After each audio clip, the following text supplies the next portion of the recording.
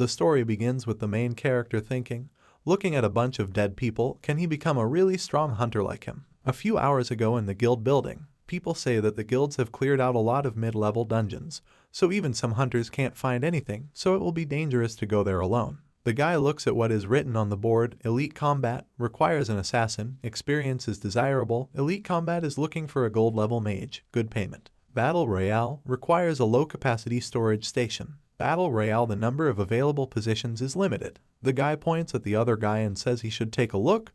This healer has come again. No one in the guilds wants to take him in. The other guy says they should leave because he doesn't want to look like him. Another guy comes up to him and says he found it. He knew that he would be here. The girl next to him also said hello. The guy with the purple hair says they haven't seen each other for a long time. He has heard that they have improved and he congratulates them on that. The girl says that they came to invite him to clean up the dungeon. The guy says that he found a dungeon, it won't be too heavy so they could go together. The guy with the purple hair says that he has mana healer skills and will pull them to the bottom. The guy hugs him and tells him that he should shut up and just agree, because he still has his license. The guy with the purple hair agrees with him. After a while, somewhere nearby, a large magic sphere appeared in the middle of the city. This is the normal level of the dungeon. The limit is 10 people, the other is unknown. Monsters lie on the floor and emit magical energy. People defeat their opponents and someone says that the last one is left. The guy with the blindfold says he has to act now. The purple-haired guy agrees and uses a magical ability. He used the skill and the monster radiates magical energy. The guy with the blindfold says it doesn't work. The girl says they need to hit first.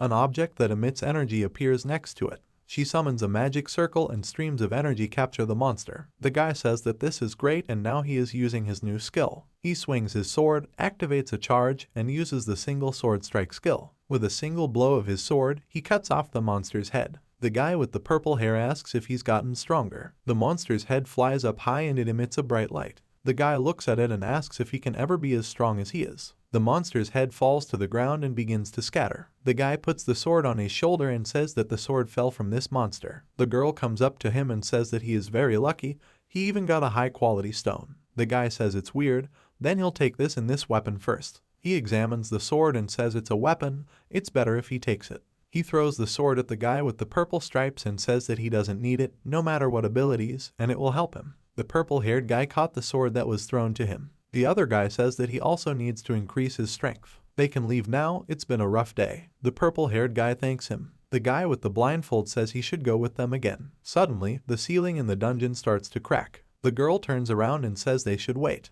Did they hear anything? The guy with the blindfold says he'll tell them why he's so lucky. Suddenly, a monster made of stone appears in the dungeon. The guy pulls out a sword from behind his back and says it looks like they've met a hidden boss. The monster stands in the middle of the room and emits a very scary aura and looks with its 5 eyes at these people. The purple-haired guy asks, have they ever heard of hidden bosses in normal level dungeons? The guy with the blindfold says they haven't heard of it. He's never heard of it, but that doesn't mean it doesn't exist, and it looks like they've come across one. Besides, how can they refuse such money? The purple-haired guy says that people say that hidden bosses are very strong. The girl says that he doesn't have to worry because there are a lot of them here. The guy with the blindfold says that for the sake of safety, they should first observe the boss. The man with the cigarette says he doesn't seem very brave. What's so intimidating about a normal level hidden dungeon boss? The girl says that he should stop talking like that. The man says they should just watch him kill this monster. He heads towards the boss and uses the Descendant of God skill. The monster holds its weapon in its hands and goes in his direction. The guy with the blindfold says he should wait. Hidden bosses aren't as easy as they might seem. The man says he shouldn't underestimate him. He runs very fast towards the hidden boss, who is slowly walking towards him. He jumps up and is about to attack the monster. The boss raises his head and looks at him with an evil smile. The monster emits a very strong aura and does not move, which greatly surprises the man. The boss begins to spin the scythe in his hands and deals very fast attacks that cut the man apart. The man immediately loses consciousness and falls to the ground. Because of this, everyone else is very surprised and looks at it. The boss's scythe spills the blood of a dead man and the monster emits a very strong aura. The guy with the blindfold says that she should hurry up and use her skills to reveal the characteristics of the hidden boss. The girl with short hair agrees. She immediately uses the foresight skill. Magical energy radiates from it and is directed towards the monster. She is surprised and asks, how is this even possible? A system window appears in front of her with the monster's stats.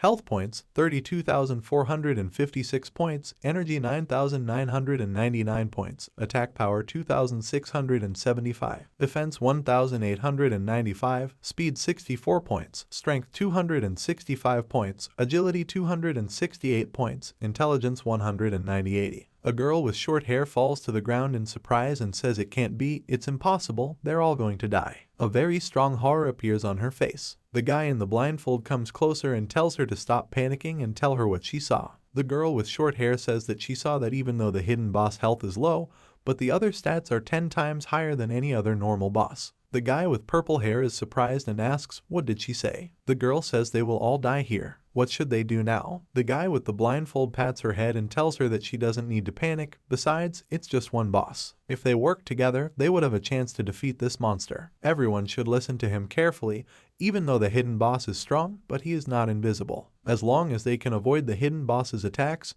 they have a chance to survive. And then they can run away together. They must do their best. There's only one chance, so they have to survive it all. He points his sword at the monster and tells them that their next move is to attack the hidden boss. Everyone has to run forward, they have to attack this hidden boss and they have to be careful with its attacks. All the people rush to attack and are going to hit the monster. The hidden boss makes a big hit that pushes away all the people who are going to attack it.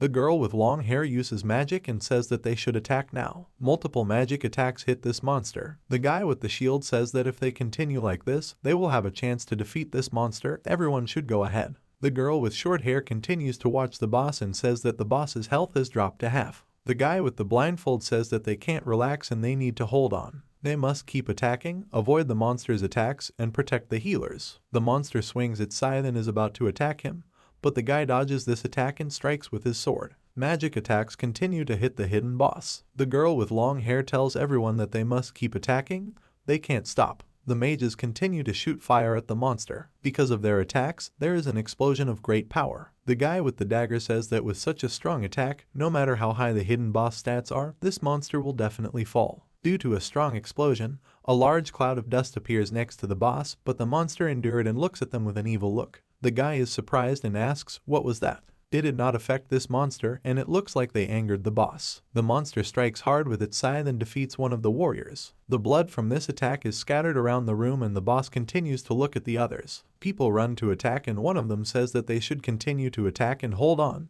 because the hidden boss does not have much health. The boss begins to hover above the ground. He raises his hand, which radiates magical energy. He points his arm forward and releases a very strong beam that hits the person. The guy with the blindfold is surprised and asks, is this a rage ability or a hidden boss rampage? The monster looks at them with an evil smile. A guy with purple hair asks what is rampage. Shouldn't a hidden boss just die? The girl says that rampage is a special mode for bosses, which is activated when their health reaches a certain limit.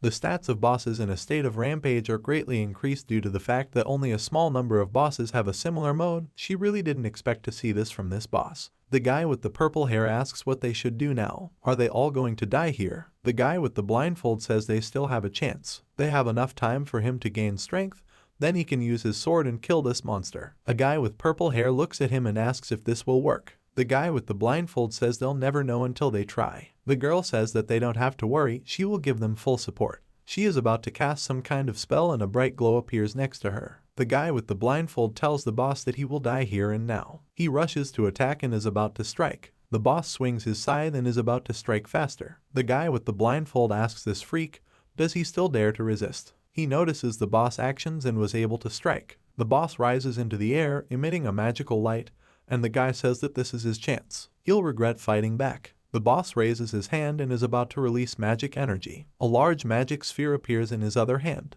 The guy tells this loser that this has gone too far. He dodges and says now. A magic attack flies past him and he says that the mages should attack right now. A girl with long hair summons a large amount of fire energy in the air and uses the red lotus flame spell. The boss notices this magic attack too late and a large explosion occurs behind him. The guy with the blindfold says it's not enough, they can't stop, they have to keep attacking. He runs forward and his sword is enveloped in magical energy. It bounces and flies into the center of the Big Bang. He stabs the boss with his sword and says that he should be dead by now. He strikes with his sword and because of this attack, the boss explodes and shatters into many stones. The guy with the purple hair asks, did he kill him? The girl says that after such an attack, it is unlikely that the boss is still alive. They are all looking at the fire left over from the magic attack. Someone puts their hand up and says they finally got it. The guy with the blindfold looks behind him and says that they finally made it. The girl with short hair is shocked and says that this is not so, he did not die. The fire clears and the boss is seen standing on his feet and smiling at them.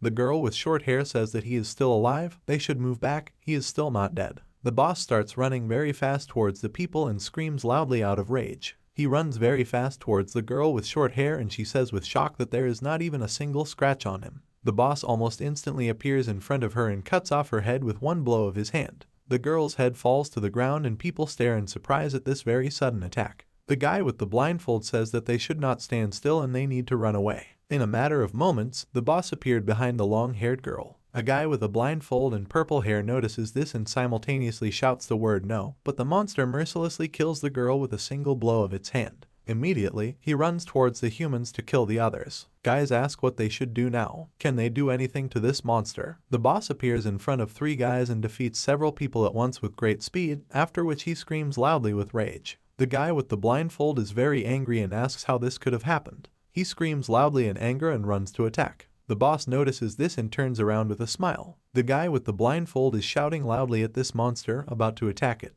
The boss releases magic energy from his hand, directing it at the guy, and he releases a very powerful burst of energy. The explosion completely engulfs this guy. The purple-haired guy is completely shocked by what he sees. The blindfold guy's body has completely disappeared and his big sword is stabbing into the ground. A guy with purple hair falls to the ground and says they are all dead. How did this happen? Did this monster leave it for last because it's weak? Even he looks down on him. He remembers that people say he's too weak. He's dead weight, they can't take care of him. Oh should be dead by now because they're just wasting resources on him. What's the use of it anyway? He must die quickly. He's a useless loser, a waste of time, a trash and a loser. He covers his head with his hands and says it's not about him. He looks up and notices his friend's sword. The girl says that he is not like that, he will be able to defeat this boss. The guy with the blindfold says that he should get up and take his sword, he will succeed. The guy holds a sword in his hand and asks if he can do it. In truth, if you're going to die, it's better this way. He sees the monster's shadow looming over him. He raises his head and says that he will fight for his life. The boss looks at him with disdain and beckons him over with his hand. The guy starts to get up and says that even though he's going to die, at least he's going to die for a reason. He definitely won't die like a weak idiot. He rushes to attack and is going to attack this monster. The monster throws a very fast punch and hits the guy, but he glares at the monster and tells the freak that he will die with it. He plunges his sword into the monster's body and pierces the monster's body, causing the boss to scream very loudly. The monster uses its last strength to hit the guy's head with its hand, and he loses consciousness and says that he has avenged them. Now they can rest in peace. The hole in the monster's body starts to emit a bright light and it is torn apart. A guy appears in a white space and asks where is he? Is that what it's like to be dead? I wonder if he'll be able to see everyone here. He examines his body and says that he is still clothed and looks like he is not dead. He raises his head and asks, what is it? A system window appears in front of it, which says dungeon notification. He completed the last High Priest achievement. Achievement conditions: first dungeon clearing done, second defeat secret boss done, third all other comrades killed done, fourth healer class.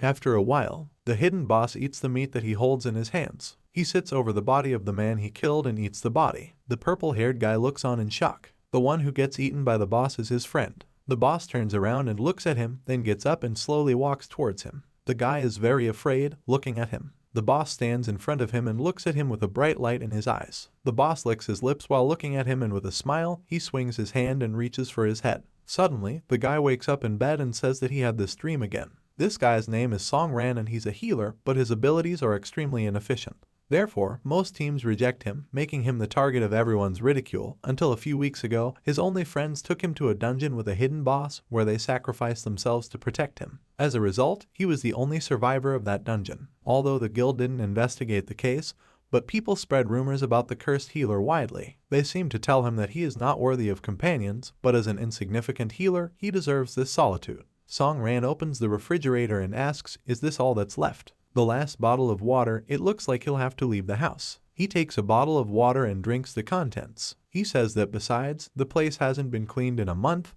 and all he has left to wear is this. He puts on his hood and says that he must not be recognized. He leaves his house and walks through the busy streets of the city. He looks up from his tired eyes and says, here we go. He walks into a grocery store and is told welcome. One of the visitors asks if they have heard the latest news. Someone walks past them and asks what news they're talking about. The guy says he was referring to those mass murders in the dungeon that happened a few weeks ago. It is said that only one healer survived. The second guy says he's already heard about it.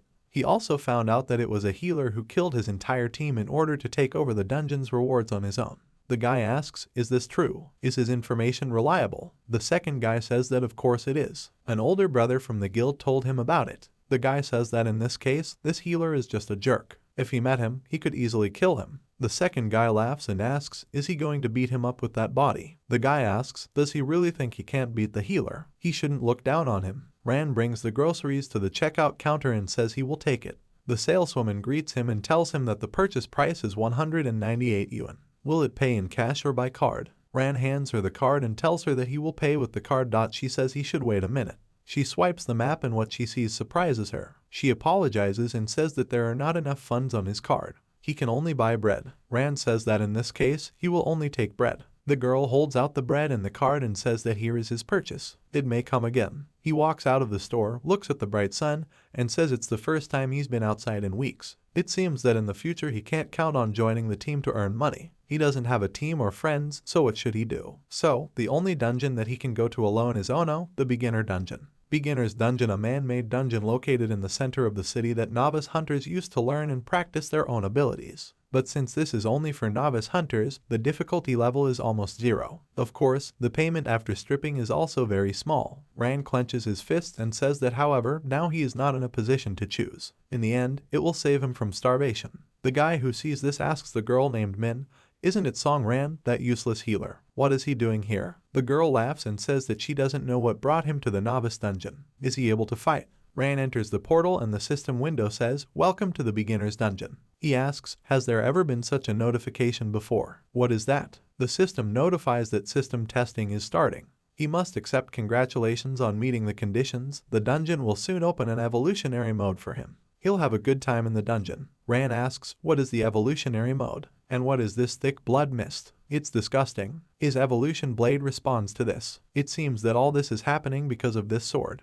I wonder what will happen next. A system window appears in front of him, in which it is written that the task of the beginner level, a small test. The goal of the quest is to destroy 100 earth elementals. Rand is surprised by this assignment and says that he thought there would be about 3 of them. Where did so many of them come from here? It looks like the blood mist is clearing. He is surprised by what he sees on the floor and asks what is it. Stone hands appear from the ground and elementals begin to rise. Rand looks around and says it's bad. The monster appears next to him and swings to strike with its own hands. Rand asks, since when did earth elementals get so big? Their attack power also increased. He dodged the attack and says that even so, these monsters are still very slow. Apparently, this task will not be easy. It's very large, but since it's a beginner's dungeon, the elementals shouldn't cause much trouble. He should try his hand at it first. The sword in his hands disappears and he says that he will not use this weapon again. He will defeat it with his bare hands. He was going to check how strong he was. He punches and fends off the monster's attack and magic sparks appear from its attack.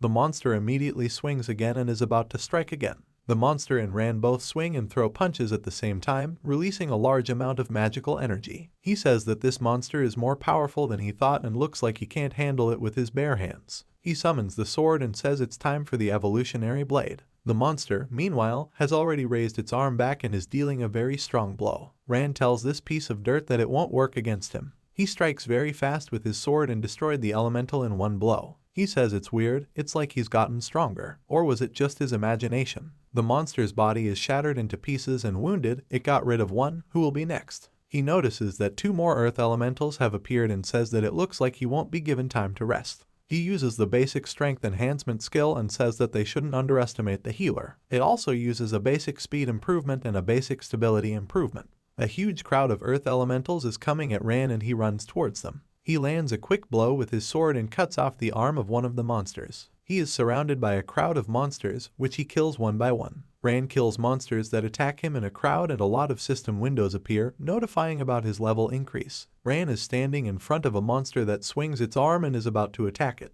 His eyes are bright and he says that this monster is the last one left. It bounces and the monster misses it. He cuts off the monster's head with a single blow of his sword. The system notifies that its level has been increased. Beginner level task, small test completed. He received an award. Rand plunges his sword into the ground, panting as sweat runs down his face. The system notifies that the reward for the task Earth Essence, note, can be combined with weapons. Rand caught his breath and says that he finally got rid of these monsters. He didn't expect it to be so tiring. Beginner level task, small test number 2, the goal of the task is to destroy 100 water elementals. Rand is surprised and asks what does this mean. The system notifies that the evolution blade has a base attack power of 10 points, no attributes, healer class requirements, special effects, attributes and abilities can be improved based on available materials. Rand asks, what is this Earth Essence? Is this the only reward for the task? He's never heard of it, so why do you need it? The system notifies that Earth Essence is a crystallized Earth energy that emits a thick and strong aura. Use, combined with a weapon, the effect is unknown. Rand holds this item in his hands and says that it is a valuable item, but he does not know why it is needed.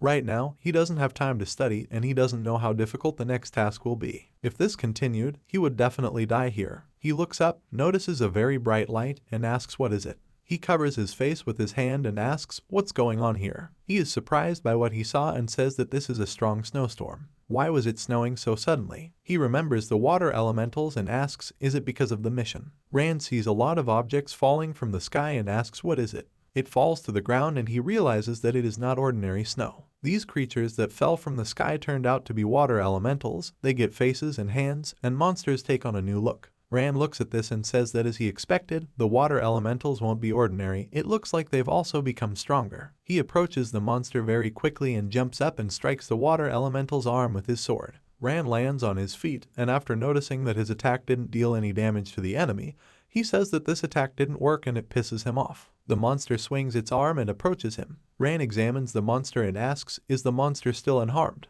What should he do? Why aren't his attacks affecting him? He rushes to attack and says that he should try again. This monster has a regenerating ability, now he understands everything. The ice elemental, like the earth elemental, has a high level of protection, and it also has the effect of restoring the water elemental, which constantly regenerates. It will be difficult and he may die here because of these ice elementals. Was he going to die here? The system suggests that the conditions for strengthening weapons with earth essence have been reached. Does it want to perform a merge? Rand asks, merging with a weapon at a time like this. In any case, he should try it. He agrees to perform the merge. The system tells you that a merge is taking place and it should wait. His sword is enveloped in energy and he asks, is that all? The system notifies that the merge was successful.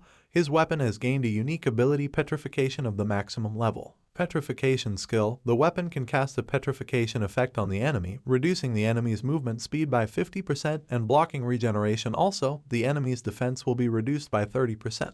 Rand laughs and says it looks like the heavens are favoring him. Now was his chance. He charges, strikes with his sword, and the elemental freezes. He's surprised that it worked. He strikes several times with his sword and destroys the monster into several pieces. Rand says that now he can dance with these freaks. He rushes to attack the huge crowd of monsters that stands in front of him. He reaches his new opponent and stabs with his sword. His eyes sparkle with a bright light as he attacks the monster. He jumps up to the level of the monster's head, and with many punches, he destroys the monster's body. After a while, Rand stands surrounded by a huge number of elementals' corpses and says that he is finished. In the system window in front of him, it says that the goal of the task is to destroy 100 water elementals. The task progress is 99 out of 100. Rand notices this and asks where is the other monster. He doesn't see anyone else. He turns around and asks what is it. He sees magical energy rising from the bodies of the elementals and he asks what is going on here. Are the dead ice elementals fusing together? A female monster in ice armor appears in front of him. Rand is surprised and asks, is it really the Snow Queen? The Snow Queen uses the ice element. He asks, is this just another hidden boss? He's definitely lucky with it. It looks like the Snow Queen is an improved version of the ice golem. Dealing with another strong opponent would be difficult for him. He doesn't know if he can handle it this time. His strength might be enough, but his health condition isn't very good. After all, the previous battles had battered him quite a bit. Looks like he'll have to use it. It uses the basic healing skill, healing. A green aura appears around the wounds and he says that now he will find out if this battle will be the last for him. He's already survived a lot of attacks. She can try to kill him if she has the strength to do so. If she and the ice golems are different types of ice elementals, then petrification will be very effective. He runs towards the boss at high speed. Rand strikes and says that she must turn to stone. It strikes, but does not deal damage with this attack. He asks what it was. Didn't he do any damage? It looked like he had underestimated her defense. It's not an easy situation, petrification doesn't help, and his attacks aren't strong enough. Maybe he should use normal punches. The Snow Queen raises her hand in the air. In her hand was an ice sword that was surrounded by a strong energy. Rand notices this with surprise. He asks, does she use ultimatum attacks from the very beginning? Is this a joke or something? A huge amount of energy from her sword rises up. Because of this, a large number of ice fragments fall from the sky. Rand notices this and says it's terrible. He jumps out of the way and dodges one of the shards, but a lot of other shards fall after him. He runs away from the ice crystals very quickly and says that her ultimate attack is too strong. He has to dodge it if he doesn't want to be torn to pieces. However, this is not enough and he needs to find the right moment. He looks at the boss and says this is his chance. Rand runs very fast towards the Snow Queen and her attacks don't hit him. He jumps up, and when he strikes, he says that he has hit. She strikes, and he says that as he thought, his strikes not only interrupt the boss's current attacks, but also affect subsequent ones. If she only uses normal attacks, then she won't use ultimate skills. All he had to do was hit and dodge, and then he would be able to defeat this boss. He strikes and says it will be easy. The Snow Queen blocked his attack using her shield. He jumps back and asks, I wonder if his attack combo is stronger than the boss' ultimate attack. He starts hitting continuously, counting the combination of his attacks. After a long period of time, with 9,999 strikes, he managed to break the Snow Queen's shield. He lands another hit, and the system congratulates him for completing a 10,000 hit combo and unlocking the Deadly Attack ability. The Deadly Attack ability consumes 0 mana points. Ability description: normal attacks will ignore the opponent's defense and deal 10% more damage, but each attack will take away 1% of the user's health points. Rand asks, did he unlock a new ability in this situation? God himself seems to be wondering if he will win this battle. If that's the case, then he can't lose. It's time to put your life on the line. Right now, he would test how many attacks she could withstand. The silver-faced Snow Queen looks at him and swings her sword to strike. Rand stands calmly in front of her and activates the Deadly Attack ability. He strikes hard using his sword and this attack dealt damage to the boss and it broke her arm. The Snow Queen realized what had happened and screamed loudly in pain.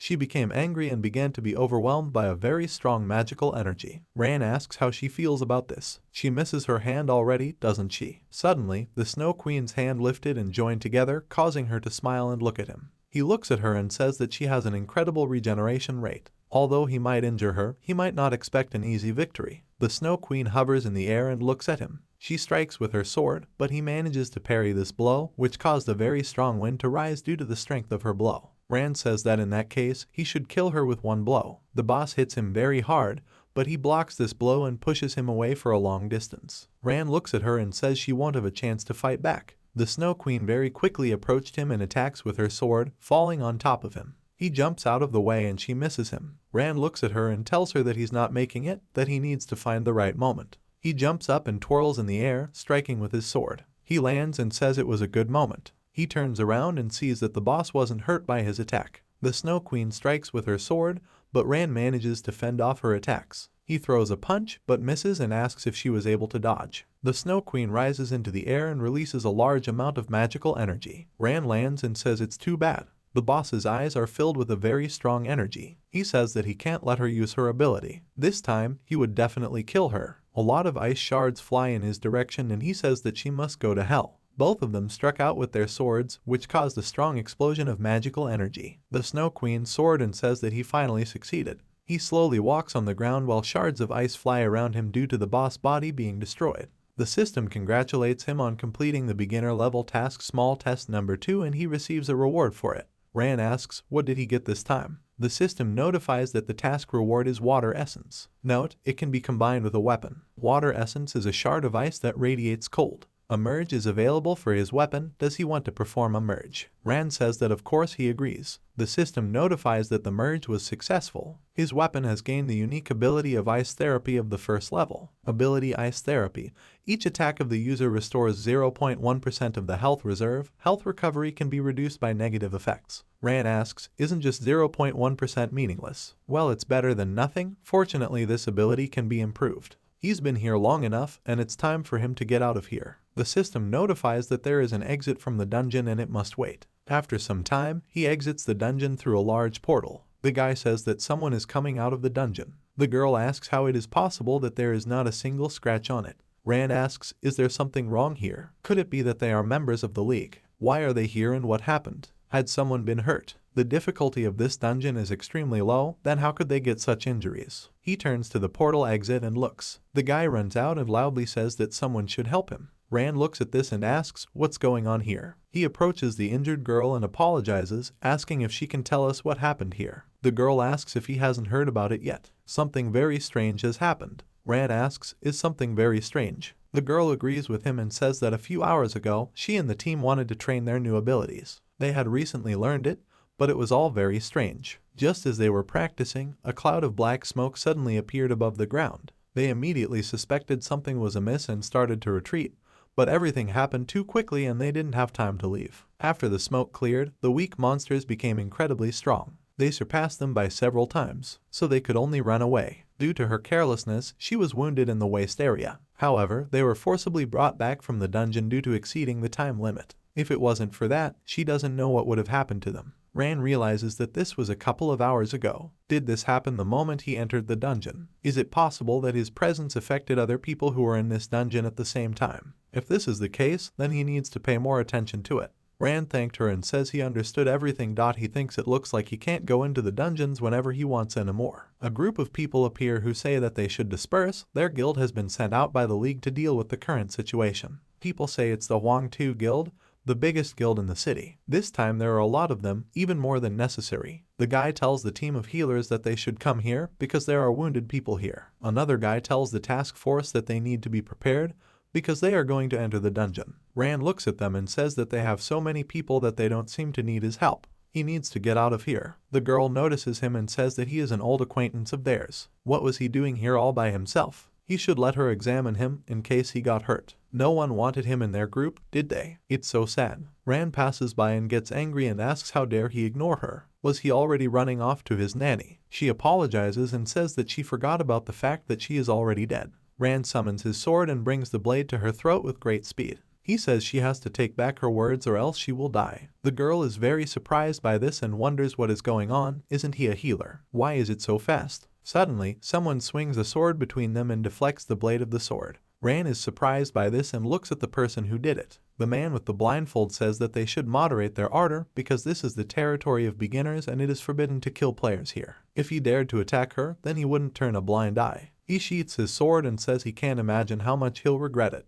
Does he want to take a chance? Rand looks at him and thinks he knows him. He's one of the Huang Tu Guild leaders, the head of guild affairs, and has at least a diamond rank. It would be better if he didn't run into it. He leaves and says that's the way to go. He hopes they don't see each other again. The man says that he should wait because he hasn't finished speaking yet. Killing players is not allowed here, but it is allowed elsewhere. The girl says that he is right, it is allowed to kill players in the arena. She thinks that she was too relaxed during his attack. Surely some damned healer couldn't be on par with her. She asks what he will say about this if he has the courage. The man with the yellow hair asks she won't do that, right? It doesn't make sense. Rand leaves, agrees to her suggestion, and says that they will meet in the arena. The arena is a place where hunters are allowed to conduct deadly duels. Most hunters come here to sharpen their combat skills. There are two types of battles. One is peaceful sparring, limited in time, and the other is a fight to the death, which ends only after the death of one of the fighters. Rand entered the room, following behind the Huang Tu Guild. Suddenly he looked away and looked at something questioningly. They were the guys from the guild who had a lot of sparks around them and sharp axe blades in their hands. The other girl had a magic staff, and they were ready for battle. The guy looked him in the eye and asked him to go faster so that he wouldn't waste their time. After which, he asked him a question, is he really so worried because this is his first time? The other girl clasped her hands in front of her and spoke so that the others would just look at him. He has a weak freak written on his forehead. The guy laughed and asked her to be gentle with him in this case. Rand got angry, balled his hand into a fist, but didn't answer them. He was asked what had happened. Had he already shat himself out of fear? If he got down on his knees and begged, maybe she would forgive him. What would he say? After this suggestion, she laughed and took out the sharp dagger in her hands. After a moment, she continued to speak, and if he refused, she couldn't guarantee that she would be gentle with him. Another guy, passing by, told him to beg them before it was too late if he didn't want to suffer. Rand replied with confidence in his eyes, there's no need for that. At this moment, a guy came up to them, who greeted them and explained that he was the manager of this arena. Before starting a fight in the arena, they must register and choose the type of competition. The girl approached him and replied, of course this is a peaceful sparring. They just want to show the guy how to lie face down in the mud. The other guy laughed and said she can improve her winning percentage in the arena. She pointed her dagger at him and said with a smile she won't miss this opportunity. The manager approached Ran and asked if he had any objections. He replied that he would like to choose a fight to the death. The manager didn't expect such a response and only took a deep breath, after which he said that to choose this type of battle, he needed the permission of the Abyss from the hidden boss. The girl smiled at his words and asked the question, "Little prick, is he looking forward to dying?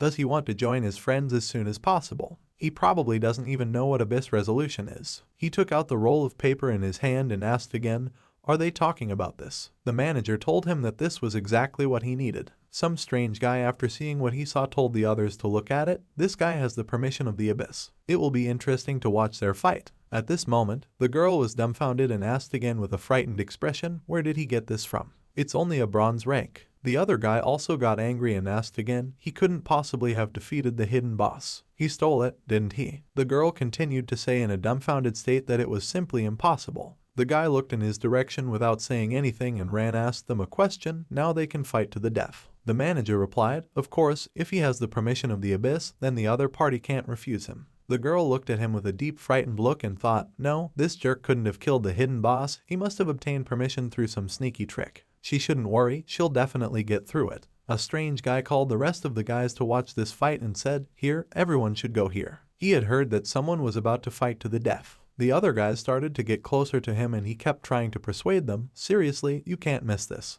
He had never seen a deathmatch before, and I kept trying to persuade the guys to go and see it. It must be some kind of blood feud. Who knows? Maybe it's because of the winnings. The system window shows Song Ran, healer, results 0 wins, losses, draws. Liu Mei Lai, assassin, results 16 wins, 0 losses, 2 draws. Mei Lai turned to him and asked, "Well, kid, did he see her results? Is he already regretting his choice?" He shouldn't worry, she wouldn't tear his corpse to pieces. The surrounding people looked in their direction in puzzlement and wondered, is he a healer? Is this some kind of joke? There's nothing to see, it's not worth their attention, they'll just kill him. Mei Lai said with a smile as she looked into his eyes, "Baby, she's starting." She swung her dagger right at him. He didn't move and spoke. "She constantly says some nonsense, how tired he is of it." After saying that, he took out his sword and was fully prepared for her attack. She looked at him with a menacing look and said, "Trash. He's going to die today." After these words, she rushed to run and attack him. The surrounding people watched with bated breath what was happening in the ring. At this moment, a girl from the crowd went around to answer the incoming call on the phone. She said, "Is this the boss?" "It's her, Xiao Bai." Beads of sweat began to roll down her face from fright, and she said, "Even though this is a fight to the death,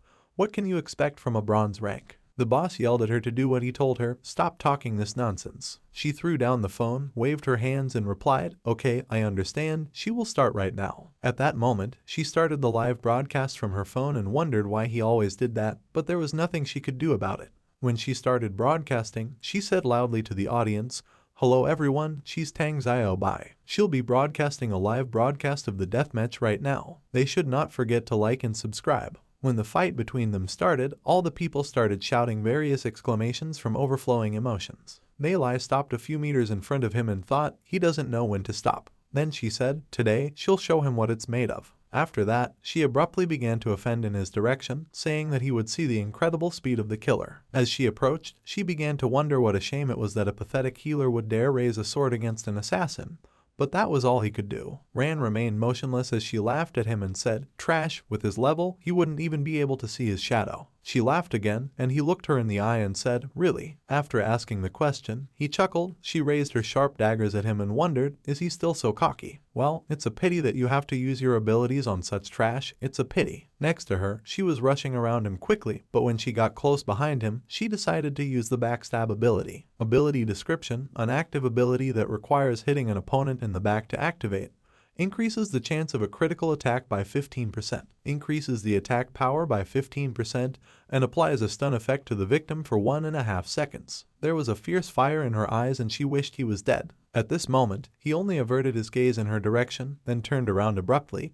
His eyes lit up with a magical color and he was able to easily dodge her attack. The surrounding people were very surprised by what was happening and started asking questions. Did he dodge the backstab? Wow, he's really lucky. Had the killer missed? Someone answered this question with confidence, and they think so. He turned to look at her and wondered, so this is the amazing speed she was talking about. Unfortunately, it's too slow for him. She looked after him and said, "It's strange, he's only a bronze rank. but he rejoices early. At that moment, she recalled the system window with their data and thought, even though he was able to dodge her backstab, his rank is still much lower than hers. She would crush him without even using her abilities. She went to attack him again and shouted loudly, "Here. This is the difference between their ranks." She pointed her gun at him. He intercepted it with ease and said to her, "It's strange. She doesn't look strong." She was dumbfounded after what was happening and looked at him with frightened eyes.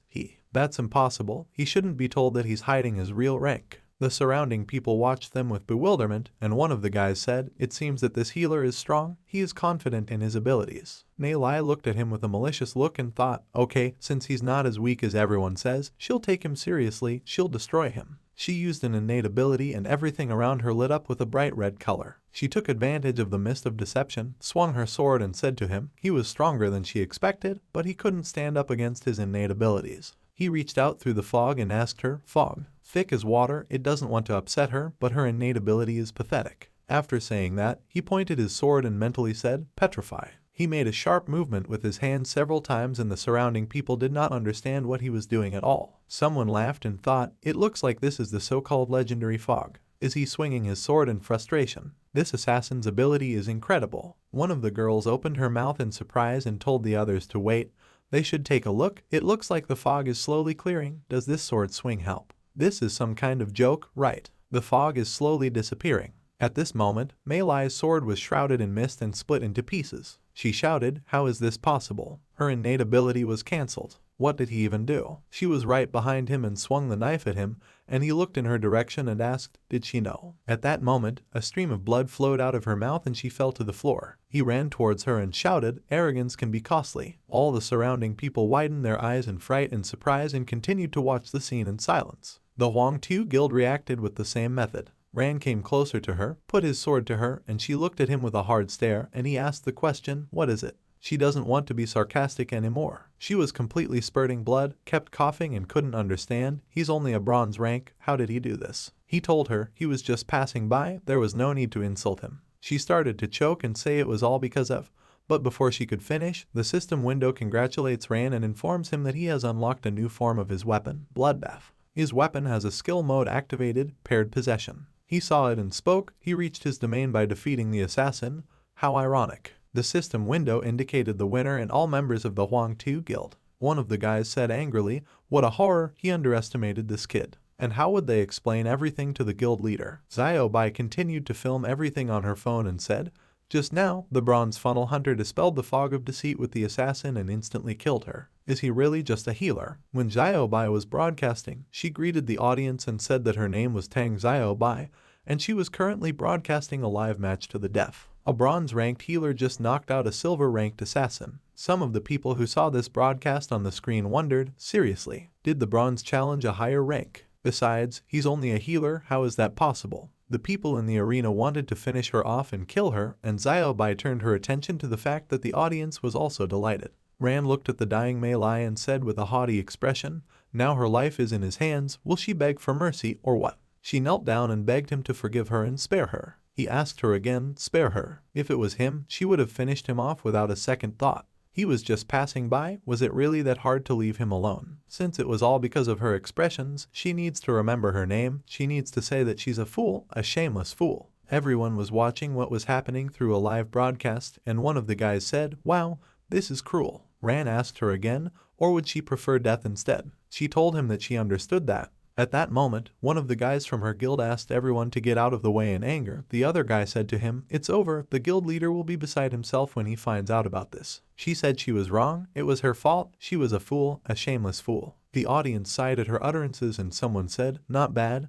They were lucky that Tang Xiao Bai started the broadcast. A girl replied, "Yes, the number of viewers broke the guild's record." The girl replied to her, "No, that's not the point. What did he want to achieve by challenging the silver rank? She should think about it." The girl gave her a startled look and said, "Does she mean to say that he was aiming for the first place in the top?" She replied while continuing to drink the tea from her mug, "That's right, and this person will be the key to their guild's revival." Outside the arena, a lot of guys met Ran and started asking him questions. "Genius, how was he able to break the fog of deception? He's incredible, let him add it to WeChat." He is an icon for them, a healer. But at this moment, he was thinking that in the future, the Wong-Tu Guild would try to take revenge for this. This day will definitely come, probably when the hype subsides. He needs to make every effort to become stronger. In any case, he does not regret his choice. Wong-Tu Guild meanwhile, Mei Lai in a terrifying state with a weakened body moaned and screamed, no. A man was pulling her arms and calling her an obscene girl. Her hands were hung up in chains.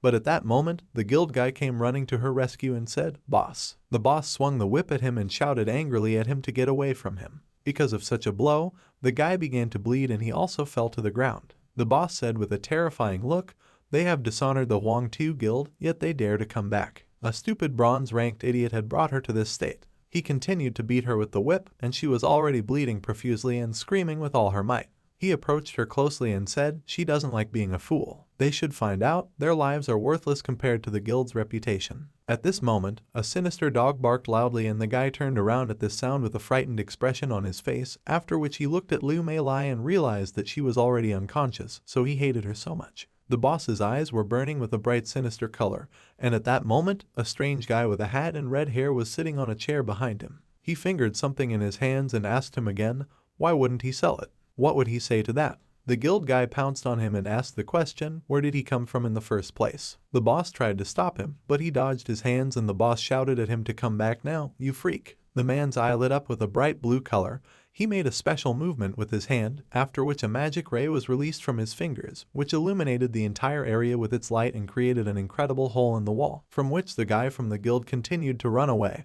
But the magic forces of this man destroyed his hand, and when he realized what had happened, he looked at his hand and screamed in fright, his hand. His hand. The blood started pouring out incredibly hard and he groaned loudly in pain as he moved closer to the ground. The boss stopped in front of the guy in the hat, the dog was standing next to him, and there was also the guild guy who had lost his arm, who was still moaning in pain. The dog barked a few times. The boss bowed to the man and asked him to forgive him, Mr. Merchant. This guy doesn't know what he's doing, he's asking him. The merchant master rose from his chair with a deep sigh, after which a bright red magic light lit up in his eyes. He looked into the distance and asked the question, what about her? The boss replied, of course, it belongs to him from now on. He walked closer to Mei Lai hanging on the chains and chuckled, then reached out to her, touched her face, and said, the money will be delivered within 3 days, and now he's leaving, they'll see each other later. At the same time, he vanished into thin air. The boss wondered how it had happened, where it had come from in the first place. At this moment, the guild guy was lying on the ground, clutching his shoulder and asked the boss to help him. He screamed loudly in pain.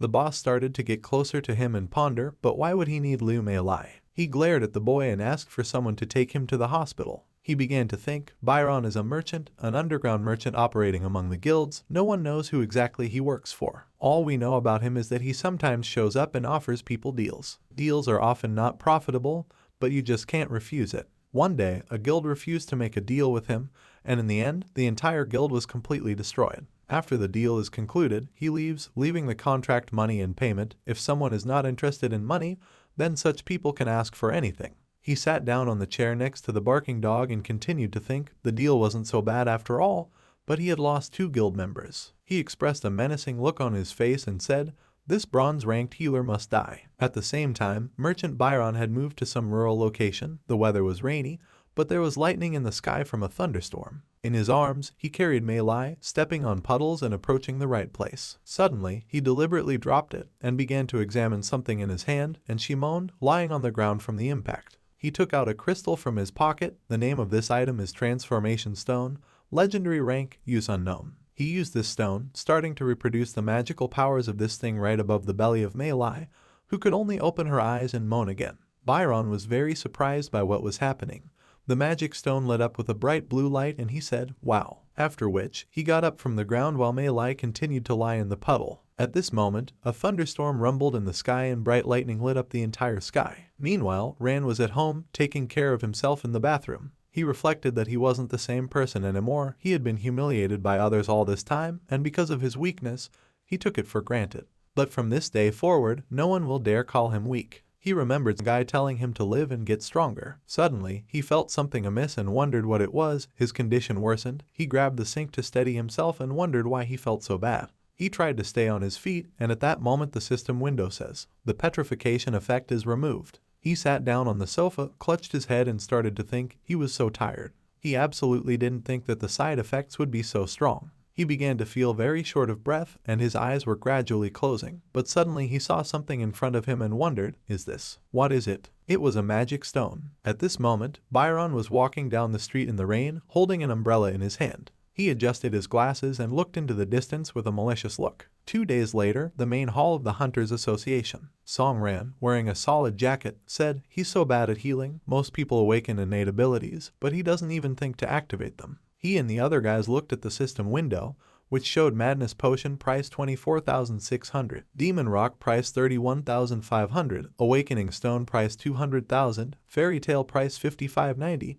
Demon Fang price 5201. He looked at it carefully and said, since the awakening is unlikely to happen on its own, they need to rely on the awakening stones. However, the prices are quite high to say the least. It looks like he'll have to go to the troll mine, but he'll need to be in a special group to get the awakening stones. But if he enters a dungeon, the system will change his configuration. Taking people into a group is like killing them. Mutated Earth Elemental and Snow Queen, so many tough moments. He scratched the back of his head, yawned, and suddenly heard someone call his name. He wondered what was going on. A girl named Xiaobai, who was unfamiliar to him, came up to him and said that she was glad to meet him, let him join her group, and then they would go to the troll mine together. She made this offer for him with a smile on her face. He looked at her more carefully, then narrowed his eyes a little and said, is her name Tang Xiaobai? She looked at him curiously and said, I wonder how he even knows her. He said he wished he didn't know her. He became an internet star thanks to her broadcast. It would be hard not to find out who she really is. She tried to keep a good relationship between them and asked him again, that's great, isn't it? She has been streaming for many years, but no one has gained such popularity in just one fight. Just as they were having a nice conversation, some strange guys noticed them together and one of them pointed at them and asked the question, isn't that them? All the surrounding people took notice of them and started discussing, is this a bronze-ranked healer challenging a silver-ranked one? His name is Song Ran, isn't it? No wonder Tang Xiaobai is right next to him. Several girls decided to approach him. Because he was a public figure, they held their phones in their hands and asked him to take a picture with them. Some of them commented on his new hairstyle as it really suited him. Someone asked him out of curiosity, is Tang Xiaobai his girlfriend? Xiaobai, who had moved a little to the side, was dumbfounded by what was happening and said with a deep sigh, it only looks like his hand. Suddenly he said that she should go with him. After saying that, he grabbed her arm hard and started to lead her somewhere. She was surprised by this and asked the question, what is going on? What is he doing? Where does it lead? She looked fearfully into the distance and they approached the toilet, where he pressed her against the wall and she was in a stupor. He asked her to listen carefully. Looking down at her with a confident voice, she should listen to him carefully. He tried to stay unnoticed, but because of her, he is now in such a dangerous position. She said to him, he's too close. He looked straight into her eyes with his bright blue eyes and said, the Huangtiu Guild has disgraced itself, most likely they will start chasing after him. She blushed and looked away in shame, then said hesitantly, she understands. Suddenly he pushed off from the wall. She saw his movement and grabbed his arm, then called him by name and said, about the band. He turned to her, looked her in the eye, and asked her if this was what she really wanted. After that, he came close to her face and said, then she must accept his condition. First of all the dropped awakening stones are his stones, he doesn't care about the rest of the winnings. Xiaobai spoke back to him with a surprised expression, so he still hadn't awakened an innate ability. She smiled and said in addition, it turns out that he really is only a bronze rank. He moved a little distance away from her and looked into her eyes with bewilderment after the words were spoken. After which, he added, secondly, it will only be the two of them, he can't take anyone with him. Xiaobai gave him a startled look, her eyes widened in disbelief and she asked him again, what did he say? This is a group of 5 dungeon. He wants them killed there. He replied that he only had 2 requirements, so if she didn't agree, then she could forget about it. She looked away in anger and said, what nonsense. If the guild leader hadn't insisted on finding out everything about him, she would have already left this freak alone. She stamped her foot and asked Song Ran to wait for her, then ran after him and informed him, all right, she agrees. Entrance to the troll mine. This dungeon has been around for a long time. Judging by the rumors, it suggests not to waste time. They should put on their armor and enter it right away. They stopped at the entrance to the mine, a bright magical portal among the ruined buildings of the city. They both stopped in front of it and continued talking. He told her that he had no armor, only a weapon. Startled, she asked him again, what did he say? There are only 2 of them, and he doesn't have any armor. Does he want them all to die there? He looked at her with indifference and said, what's the big deal? They could die in any battle. He wasn't forcing her to go along with him, right? She replied in an attempt to reason with him, it was only his awakening, and his life was at stake. He patted her on the shoulder and said, this is already his concern, she just needs to protect herself. He took a step toward the portal and said one last thing. If she got scared, she could go out alone, and she didn't have to worry about him. She clutched her head, closed her eyes, and said, "This kid is an unreal schizoid." So what would she say to the leader if she didn't go with him? She considered the situation for a moment and wondered what she should do. If she couldn't explain in front of the guild leader, then she would have to do those boring broadcasts again. Suddenly, she looked at the portal and saw that it was nowhere to be found. She looked around questioningly and wondered what was going on. Where did he go? She shouldn't be told that he went in there alone. How awful, he was looking down on her. She's actually a gold-ranked summoner. Suddenly she cleared her throat, took a step towards the portal and said, she doesn't care. She'll just come out if things go wrong. Song ran. Without her, he won't be able to find the boss. With confident steps, she was approaching the portal, but suddenly something alerted her and she screamed and wondered what it was. She looked around and said, no wonder the boss ordered her to find out about him. This guy broke through the dungeon alone. Inside the dungeon, she saw many magic stones and slain bloodied monsters lying on the ground. Some of the monsters were still alive and fighting him, and he stood in the center and destroyed them one by one thanks to his sharp and skillful movement. Xiaobai covered her eyes with calmness and realized that this was actually quite fun. After that, she pointed her magic wand to the side and said in her mind, "Darky, this has to come out." A bright magic circle appeared under her feet, and a bright spark remained from the wand, and she continued to say, "They must show this guy what they can do. He shouldn't underestimate them." At that moment, a large gray wolf with sinister eyes appeared next to her. It was her monster. At this moment in the dungeon, only moans and screams could be heard from the fierce battle that was taking place between the monsters and Song Ran, who cut the monster's body parts with ease and thought that it was great. After being promoted, these silver rank monsters were no longer a threat to him. Even if this annoying evolution mode wasn't activated, no problem, it should not occur. Xiaobai pointed her wolf to the side and said, "Darky, let it join the fray." Ran spoke back to her, "She doesn't need to do this, all the monsters have already been destroyed by him." As he spoke these words, the last few monster heads fell to the ground. Xiaobai swallowed her saliva in surprise, then started walking past the poisoned bodies of the monsters with Darky and said, while being terrified, she came across a huge pile of corpses on the way. She can agree that he is indeed capable of clearing the dungeon alone. He thanked her for this and she added to her words, but he would never be able to beat the dungeon boss. He told her that if a person didn't try, they wouldn't know, and then he asked her to look into the distance. There were 2 elite monsters ahead. If he's not mistaken, the boss room should be right next to the gate. Although the previous monsters weren't very strong, the Lie Guards are already opponents of a different level. The boss room is right behind these 2 elite monsters. Is it ready for this? She spoke back to him with a serious expression that he didn't even have to ask. He pointed his finger to the side and informed her that in that case, he would leave these 2 monsters to her. If she can't do it, then what about the others? She told him that those expressions were enough, he should stop looking down on everyone. She pointed the magic stick to the side and called for Darky to go, and then they would show him what they were capable of. Darky barked loudly in response, then abruptly jumped and headed for the monster. Ran wished them luck. Xiaobai ordered Darky to attack the monsters head-on and tear it to pieces. Darky continued to approach the monster at an incredible speed, opening his mouth, revealing huge fangs and bright magical eyes, after which he flew up and activated the shape change, the shape of a werewolf. Darky landed in the shape of a werewolf, swung his paw and hit one of the monsters, then continued his attack by swinging his paw. Xiaobai then ordered the attack boost to be activated, after which the ducky's claws increased and it growled loudly and hit the monster even harder, then cut it into several pieces. Xiaobai said, "Great, everything worked out well." Bake continued to swing his claws like sharp knives and bark loudly. Ran asked her a question with a sleepy expression.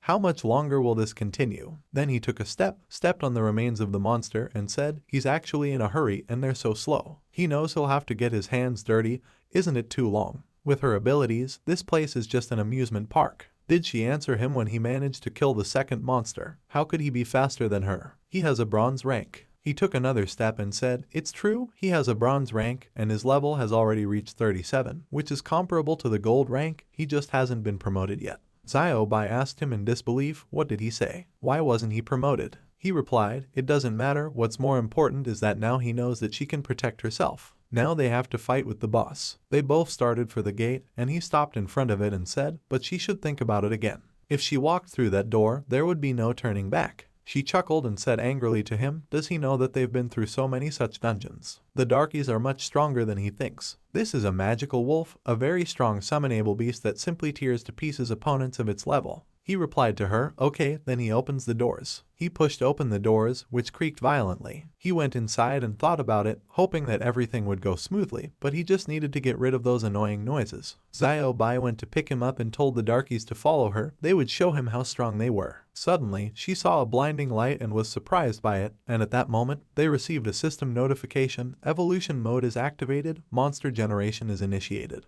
Rand said, it's exactly as he thought it would be. Another notification has arrived, the generation has been completed, and the developers hope that they will enjoy the game. At that moment, the dust cleared and they saw a huge monster in front of them. Xiao Bai's eyes widened in fright and she wondered why it was so huge. This monster was growling at them intensely and she continued to say, such bosses shouldn't exist in dungeons of this level. The boss laughed at them and said quickly, it doesn't matter, since they've already entered here, they'll have to kill this monster. It looks like the monster's main attribute is strength, it must be extremely clumsy. At this moment, the monster abruptly began to turn around in different directions and he continued to speak, strange, he has a feeling that this will be far from easy. Xiao Bai blurted out, only he shouldn't be told that he was scared, why was he frozen right in front of the boss? He kept swinging his club around and suddenly she screamed in fright, Darky go. Darky rushed to run towards the monster, after which he took off sharply and the boss swung his club, but Darky hit the monster's chest and it screamed, and Darky bared his teeth. After which the monster continued its attack and did not stop swinging his club, but Darky was able to knock down this boss and it fell to the ground.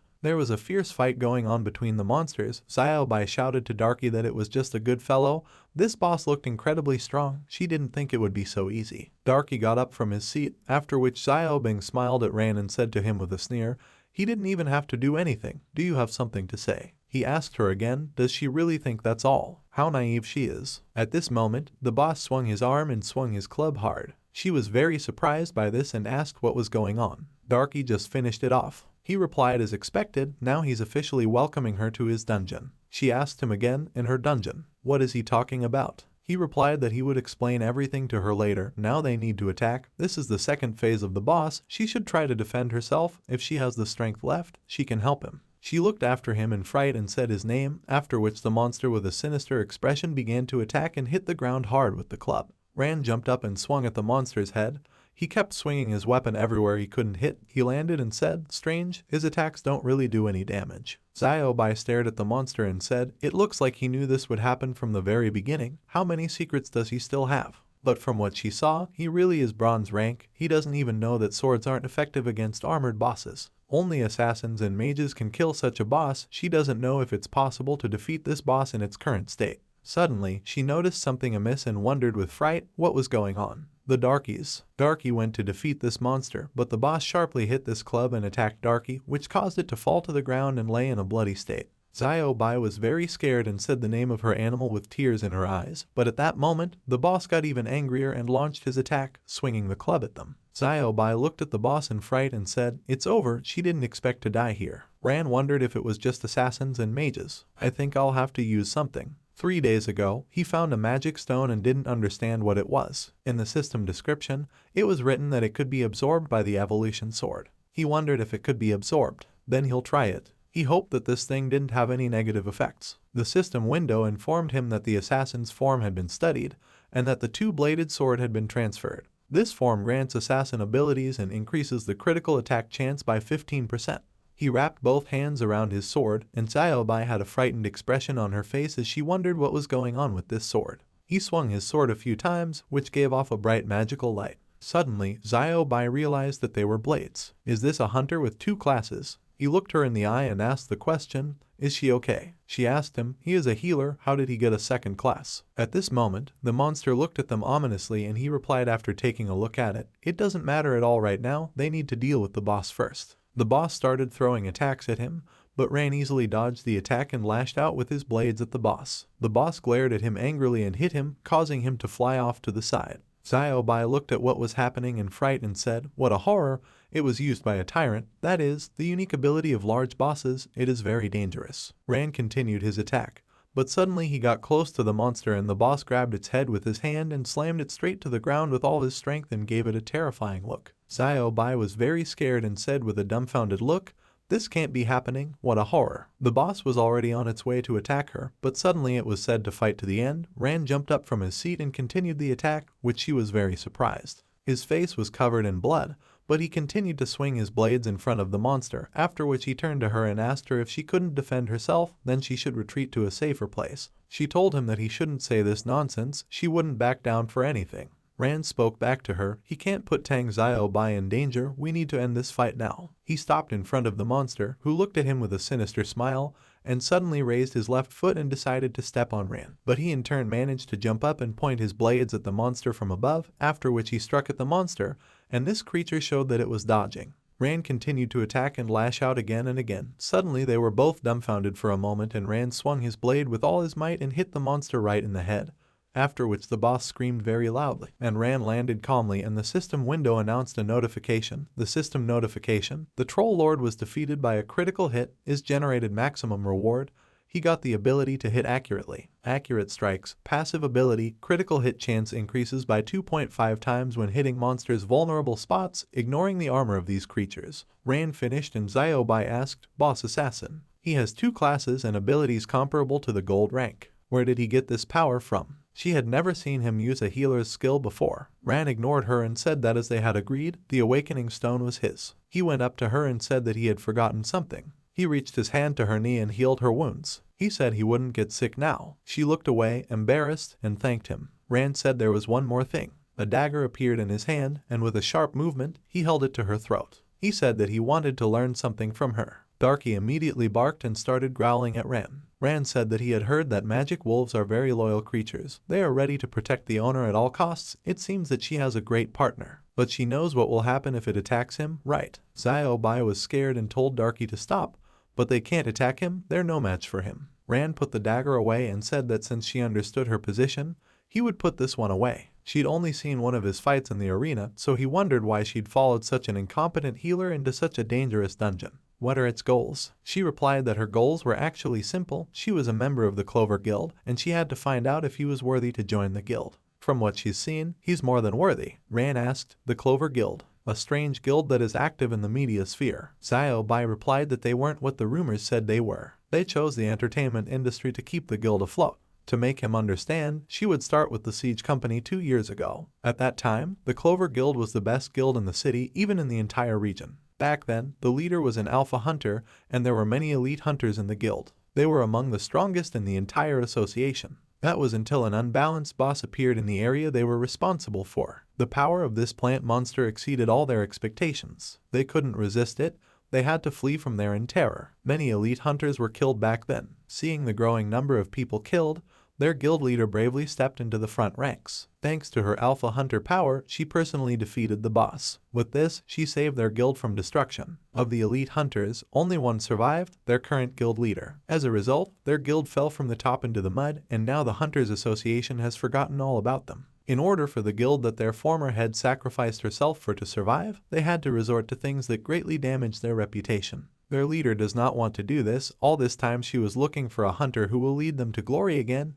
He must have the potential of an alpha hunter. Rand asked if it was alpha grade. She said it was the only way out for the guild. Everyone knows that alpha hunters are like monsters. There are only 9 of them in Area C, but looking for such people is like looking for a needle in a haystack, but their leader has not lost hope. She saw incredible potential in him after the battle in the arena. After what she saw here, she fully agrees with her choice. A bronze-ranked hunter who single-handedly cleared a gold-ranked dungeon and killed a very powerful boss. Even if it doesn't reach the alpha rank, it will definitely reach the royal rank. So she wants to invite him. Rand called out to her and gave her the stone, telling her that this was the ticket to the abyss that had fallen earlier. He turned around and told her not to look for him anymore. She wanted to protest, but he turned around and said that he appreciated that her guild saw potential in him, but he was afraid that he wasn't the one they were looking for. He's not an alpha hunter. He thought back to the day when the entire group had died and only he was left. He looked away and said that he was just a bad luck person. Xiaobai said that she didn't agree with this. In that case, where did he get such power from? Until a couple of days ago,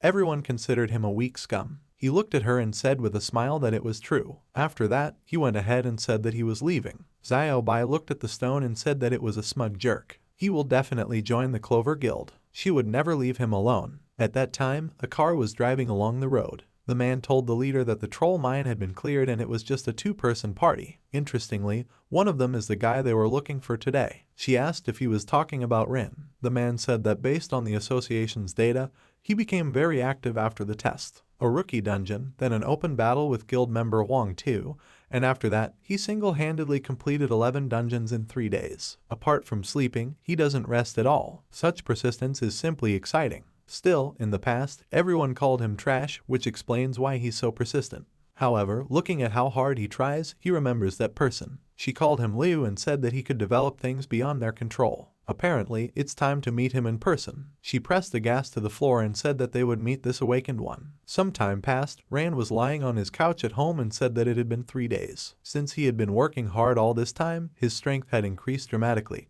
But after clearing the troll mine that time, his level had only increased by 1. It seems that the further you go, the slower its level increases. But at least he has accumulated quite a lot of hunter points. With his current abilities, he should at least be at the upper stage of the gold rank. He'll spend the next couple of days resting and planning his next move, and he doesn't know what innate ability he'll get from the Awakening Stone. Usually, an ability that belongs to his class is given, but right now, he's not even sure what class he has. He took the stone and said he shouldn't worry about it. It will only know when it activates it. He sat down on the sofa and looked at the stone, then he squeezed it and his body began to be enveloped in power. There was a bright flash and after a while Ran opened his eyes and looked at his hand and said that he had awakened the pumping treatment. This ability consumes 15 mana and recovers 1% of lost health every second after activation. At this time, its resistance to negative effects is reduced by half due to the properties of the healing shield. Rand said that there is a fundamental difference between resistance to negative effects and invulnerability to negative effects, and looking at this minuscule amount of treatment, he thinks that it looks like he really is a lousy healer. Suddenly, someone rang the bell at the door and told him that it was already so late. Who is it? He went to the door and opened it to see 2 men standing in front of him. Liu Yi asked, "Is he Mr. Song Ren?" Rand confirmed his words and asked, "Who are they?" Liu Yi reached into his pocket and said that they were from the Hunters Association. He showed him his ID card and Rand saw that his name was Liu Xiaodong, the leader of the Central China investigation team. Xiaodong put away his identification card and said that since he was a hunter, he was asking for his cooperation in the investigation. He went into the man's house and said he hoped they hadn't bothered him too much. Ran asked him to wait and said that he would be happy to cooperate. But what had he done to make them break into his house in the middle of the night? Xiaodong said that he shouldn't play the comedy, they should know what happened. A group of 2 people cleared out the troll mine.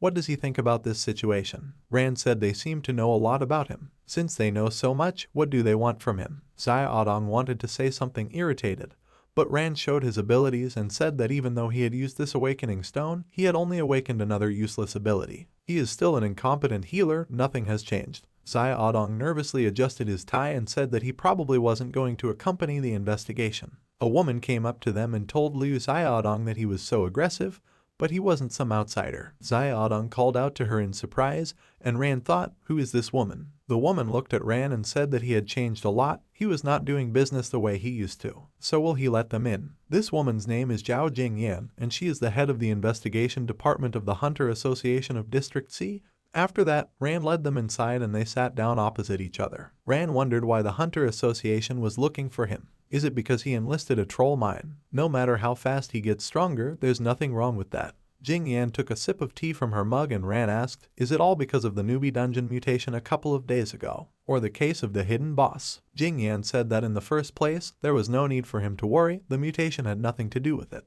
And about the time his entire team was killed. They know it's not his fault. Their association has a branded system that records the activity of dungeon hunters, so they have an idea of some things, even if he doesn't tell them everything. Let him answer as it is. Does he want to know the truth behind his mother's recent death? Rand was surprised and said that the investigation about this has not moved 1 iota. That's why he became a hunter, to find out the truth and get revenge. He exclaimed, "What do they know?" She said they couldn't tell him yet, because he didn't have enough hunter points. The hunter's points determine what data they can access. His mother's death is confidential. Given his current strength, he has a long way to go before he can know everything. But the seasonal dungeon will open soon. If he agrees to this world-class event, then he can earn hunter points with interest. The name of this dungeon is the Sea of Forgetfulness, and also because of his recent achievements, she thinks he's willing to accept a rank upgrade. His abilities are at least gold ranked, right? Rand said that since it was his mother's death, he would cooperate with them. A Sea of Forgetfulness, he thought. He'll remember it. At this time, in the Clover Guild, Xiao Bai explained everything to the guild head and said that she believed Rand's ability had already improved a lot since then. The head told her that she did a great job this time. Xiaobai thanked her and the head said that from what she said, he had become much stronger in a short period of time. And he had also met an incredibly strong boss that was much higher than a dungeon, which confirmed her candidacy for the Alpha League. In fact, according to the previous guild leader, it should also have a red interface. This is exclusive to Alpha League members. The dungeon system is different for them. From now on, they will keep a close eye on this guy. It's a pity he doesn't want to join them. He's a great opportunity to raise their guild, but when it comes to joining. She paused for a moment and Xiaobai looked up at her. The guild leader said that they never know in advance. She pressed the button and said that there were more important things to do right now. She opened the blinds and said that they had descended to the level of a small guild. But when they rose again, the influence of the Clover Guild would hold on to it at all costs. She looked at the Night City and said that she was talking about the seasonal dungeon, the Sea of Forgetfulness. Xiaobai replied that she understood. The next morning, Ran came to the lobby of the Hunters Association. All the hunters exchanged greetings and Ran walked over to them. He was wearing a cap, glasses, and a hood, and he thought that this outfit should not be recognized. He's just like some famous person. Last night, he asked what he should do for them. Jingyan replied that they couldn't update and evaluate the hunter ranks here. Also, given his situation, she can only make a reservation for him. When the time comes, they'll find someone to contact them. Ran was currently climbing the stairs to the Hunter Association office. He went to the 2026 cabinet and said it was here. He knocked on the door and it opened. He looked inside and started to introduce himself, but Byron interrupted him and asked if his name was Ran. He had been waiting for it for ages. He grinned and lifted the ashtray in the air, twirling it around with his foot, and then abruptly got up from his seat and was very surprised. Byron threw an ashtray at him and told him to show him what he could do. Ran concentrated and knocked the ashtray aside, smashing through the office wall. All the people immediately looked at the huge hole in the wall of the building and Ran asked Byron who he was. What does he want? Byron put on his gloves and said he wanted to evaluate it. He walked towards it and thought that it was a woman, Jingyan, who was dragging him into all sorts of nonsense.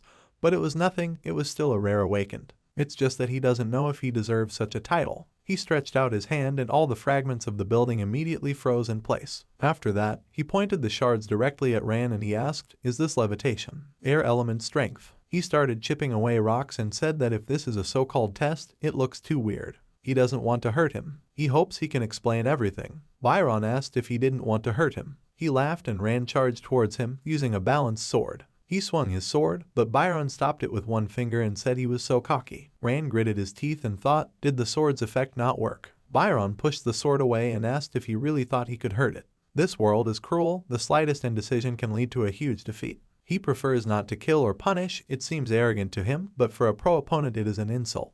With that, he hit Ran and he fell to the floor, saying that it made him so mad. He started to get to his feet and said that he kept talking and talking, how annoying he was. At the same time, Ran found himself in a completely different place and realized that he was on the roof of the Hunter Association. So what happened? Byron said that the difference between them was too great, he hadn't even strained yet. Ran looked up and said that this guy actually flies. Byron easily floated in the air and said that it seems that he can't beat him, then he will simplify the test. If he can take it one hit, then let him think that he has passed, will he agree to it? Ran thought that this guy didn't think much of him, so he would use all his strength. He switched to the assassin form and used the deflating healing ability. He increased his strength, speed, and resistance and thought that he wouldn't back down. Byron smiled and said that there really was something about him. This means that he should not feel sorry for him. He thought that the fate of a person is like a stone that carries the streams of time. He used a lightning-fast technique to me, surging tornado. A huge tornado appeared in the sky and he wondered if he could handle it. Let him not fail him. At the same time, there was an explosion and a wave of force passed through. Ran said that it didn't seem like this explosion was this guy's ability. Byron landed on the roof and said it looked like they couldn't continue the test. Since that was the case, then he would consider it passed. Ran asked in surprise, does that count? Then what is his rank? Byron replied that the point was to find out if he could be admitted to the rank assessment at all. To be honest, he was doing it out of personal interest. Ran cursed at him and Byron said he was sure he had just heard the explosion, he didn't have time to play with it. Let him look over there now. Ran followed his gaze and asked, is this a portal? Byron said it was almost a gray gate that appeared 50 years ago. In other words, the siege mode opened ahead of time. At this time, in the headquarters of Team G, one of the employees asked what had happened. Was there an alarm? Why did the alarm suddenly go off? The girl said that she was starting the report. The siege mode portal was seen in City H. All the employees looked at the monitors in surprise and said that this was impossible. Judging by their calculations, the portal is still at least a month away from opening. The team leader told them to stop panicking. They need to gather information from the scene. Let the surveillance team compare this to their model, and have the contact team immediately contact the hunters nearby. At the same time, Jing Yan returned to the department and her subordinate said that she was back. She asked what was going on here. He replied that the city was under siege prematurely. She was surprised and handed him her suitcase, telling him to contact the commander-in-chief and tell him that she was coming to see him. She started down the elevator and wondered if they were late again.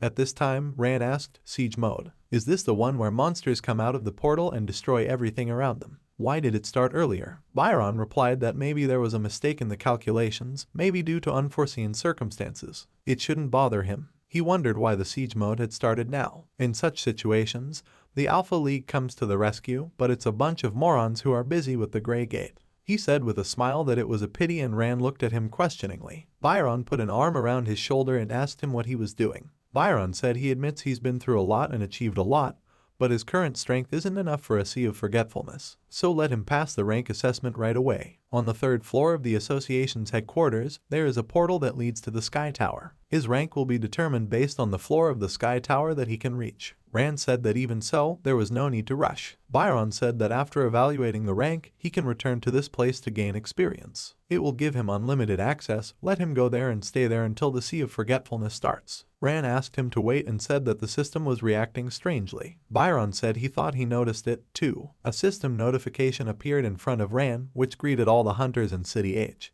Due to the premature start of the siege mode, a siege monster suddenly appeared. Therefore, the Hunter Association offers a special reward that will be given to players who participate in the campaign for one monster. The reward will depend on the damage dealt by the hunter to the monster. The prize pool is 3 million points of the association. The live broadcast begins. Xiaobai greeted everyone on her broadcast and said that it was the gold-ranked streamer, Tang Xiaobai. Rand said her name in surprise and asked her what she was doing there. Xiaobai said that the siege monster had already destroyed everything here. As a responsible hunter, she would also join the fight. She hopes they will all support her with subscriptions. Donan is also welcome. Byron read the system notification and said that as expected, there is an emergency reward. He thought that since the Alpha League couldn't react quickly, they could only hope for the number of fighters, but that was how they arranged it. He looked at Ran and wanted to ask about the rank, but Xiaobai's Yang's voice rang out, telling her viewers not to worry, it's just a scratch. A huge number of hunters arrive, she will fight to the end. Ran closed the broadcast and apologized to Byron,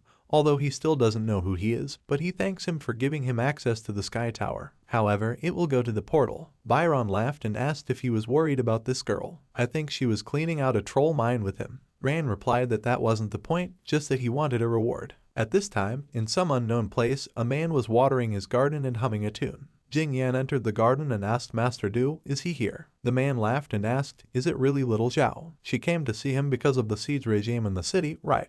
This man's name is Du Nianhe, and he is the commander-in-chief of the Grey Gate Plan of District C. Jing Yan asked what he thought of what had happened. He laughed and said that she was sly after all. She was trying to make him talk, wasn't she? He put the watering can on the table and said that there was no point in hiding it anymore. This premature appearance of the siege mode is just a bug of the system. She knows what it is, right? Jing Yan confirmed his words, and he said that following the plan, they were relying on a generous reward for now. After that, they would send an expedition team to quickly set up a defense line 3 kilometers away from the portal. This should be enough until the main offensive began. Jing Yan thought, does he want to mobilize an expedition team? Based on previous experience, after the start of the siege mode, monsters will automatically appear from the portal. Gradually the number will increase, and after half a month, the main offensive will begin. Even if they survive for a couple of weeks, as soon as that moment comes. She asked, in other words, do they have 15 days left? He sighed and said that if they didn't do anything in these 15 days, City H would suffer the fate of City C. The Alpha League is busy right now, so they can only do their best. Speaking of her assignment, he wondered how things were progressing. She replied that she already had plans for the Sea of Forgetfulness, but there was no guarantee that everything would go smoothly. He asked if this guy's name was Ran, right? He poured tea and said that only a couple of awakened ones had appeared in the past year. Although they had hidden some of the facts from him, on his part, clearing the Sea of Forgetfulness would allow him to move on. Jing Yan asked, if that's all, is she going back to City H? He asked what good it would do if she, the manager, came back. Byron's there, just let her hand over all the necessary powers to him. He had just received Byron's request for unlimited access to the Sky Tower for wounds. He thinks he also understands that if they screw up the sea dungeon, he's afraid they'll have to send Byron on a suicide mission. Jing Yan asked, is he okay? He sat down and said he was fine. Would she care to have tea with him? It's a busy time right now. At this time, the center of City H was in chaos. The monster attacked and the hunter told the guild leader that they couldn't break through his shield. He told them to stop talking nonsense, they all need to get ready to fight. Let them do their best. Not far from the event center, a car pulled up and the taxi driver said that it was very dangerous there, he could only drop him off here. Ran asked how much money he was charged. The taxi driver said he had a lot of work ahead of him. Let him forget about the money. If it wasn't for his injured knee, he would have become a hunter too. Rand pushed his way through the panicked crowd and thought that it looked like things were much more serious than he had anticipated. He looked at the giant and thought, so this is a siege monster. It's just huge. He took the form of an assassin and switched to blades. Suddenly he heard a child crying in one of the buildings and thought, is it a child? Was it locked inside? Bad business. The monster, hearing this, broke the building and the girl began to fall down from a great height and Rand thought, what should he do? At the same time, Xiaobai used her pet's incredible speed ability. After that, she used a werewolf transformation and her dog rushed towards the little girl. Darky grabbed it and landed with it on the ground. Rand turned around and Xiaobai said that she knew it was him. These two unique blades stand out. He's finally here. She looked at the camera and said that she thought Darky was worth it. Rand called out to her and asked her how she was. She replied that it was nothing for such a battle, just a small scratch. She showed him her wound and he grabbed her hand, healing it. While he was treating her, he asked how the battle with the siege monster was going. She replied that she was afraid that everything was bad.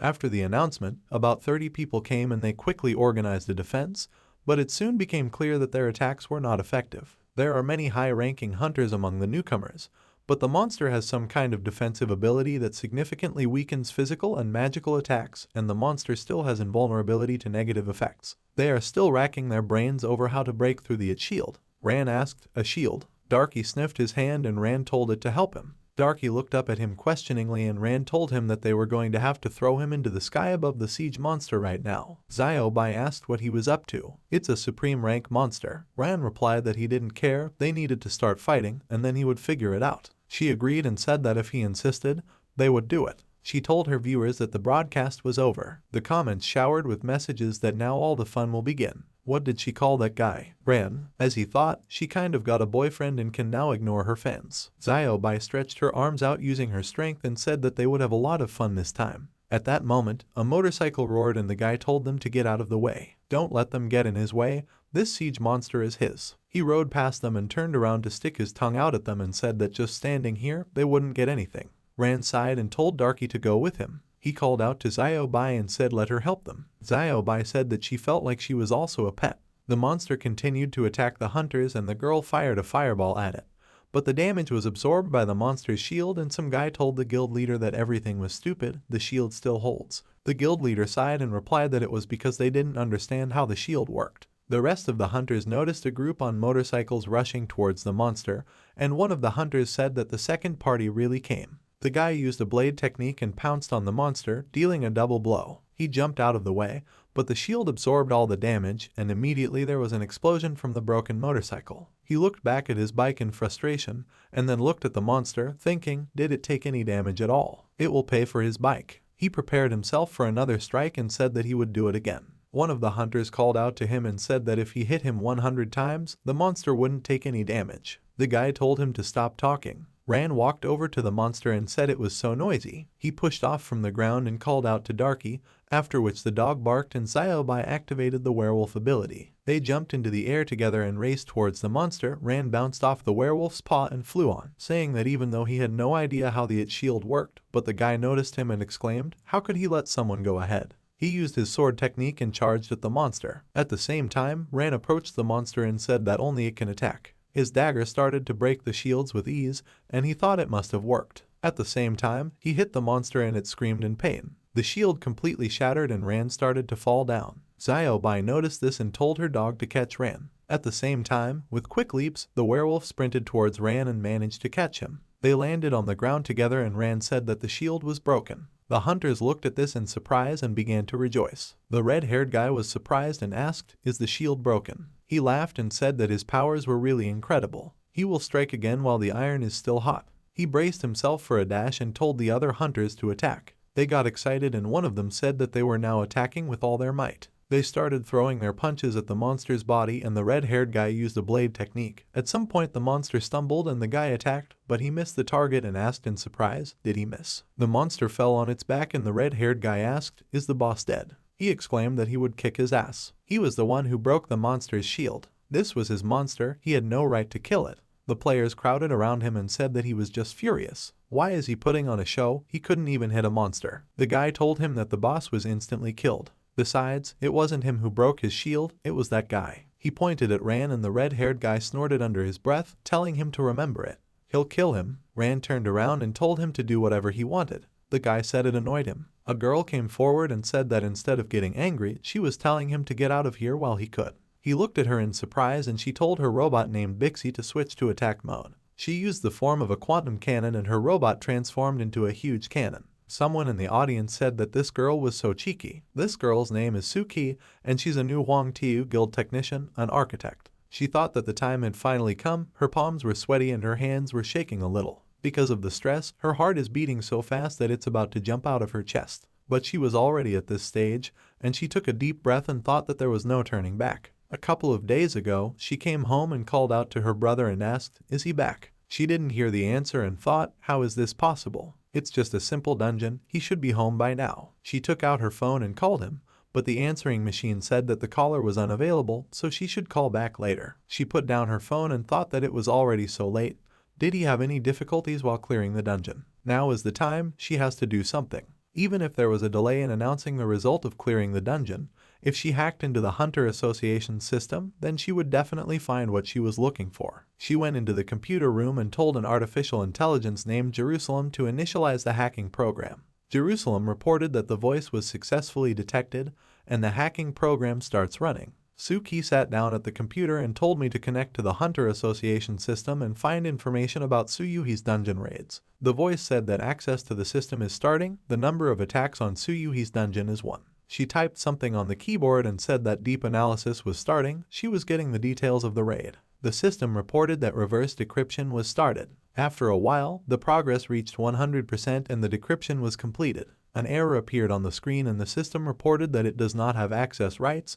The association system activates the third protection protocol. Suki was surprised and thought, how is this possible? This is a normal dungeon raid, why is access restricted? But it doesn't matter now. She told the AI to connect immediately, let it start the self-formatting process. Jerusalem reported that a system rollback is being initiated. Suki started to worry and thought, since she doesn't have access rights, what's wrong with this dungeon? Even if she doesn't have access rights, she can still find the people who took part in this raid. This way, she will be able to track the process of clearing the dungeon, so she will be able to understand what happened. She steeled herself and told herself to believe in herself, she's an architect.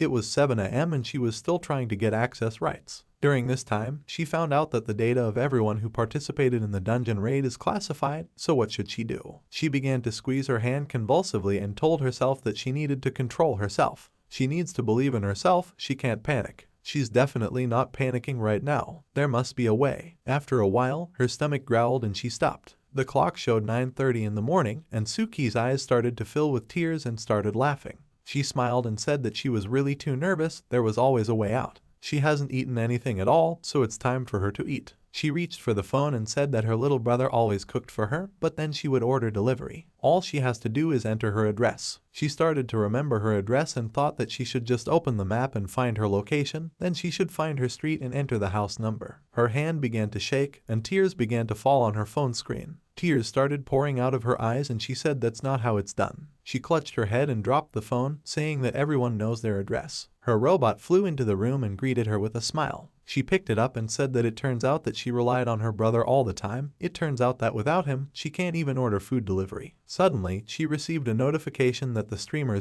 Bai, to whom she subscribed, was starting a live broadcast, and the broadcast was being displayed on the screen. A broadcast of her appeared on one of the monitors and Bai said that her name was Bai, and they were currently watching an incredible fight between a bronze rank and a silver rank. Suki watched until the moment when Ran had slain his enemy and said that she needed to dishonor her name. Let her say she's a fool, she's a shameless fool. Suki thought it was so vicious. Suddenly, the name Ran seemed familiar to her and she started typing something into the database while simultaneously watching the broadcast. In the system, she found that Ran participated in one raid yesterday and successfully cleared the dungeon. Suki clenched her fists until they bled and thought, why? Why is the data classified? Is he the only survivor? So he survived at the expense of others. She unfolded the blueprint on the table and said that now she understood everything. It's all her fault, all her stupidity and naivety. She apologized to her robot and said that from this day forward, it would exist for revenge. 2 days later, at the Huangtu Guild, the guy entered the guild leader's office and said that a woman wanted to meet him. She says she wants to join the guild, she's an architect.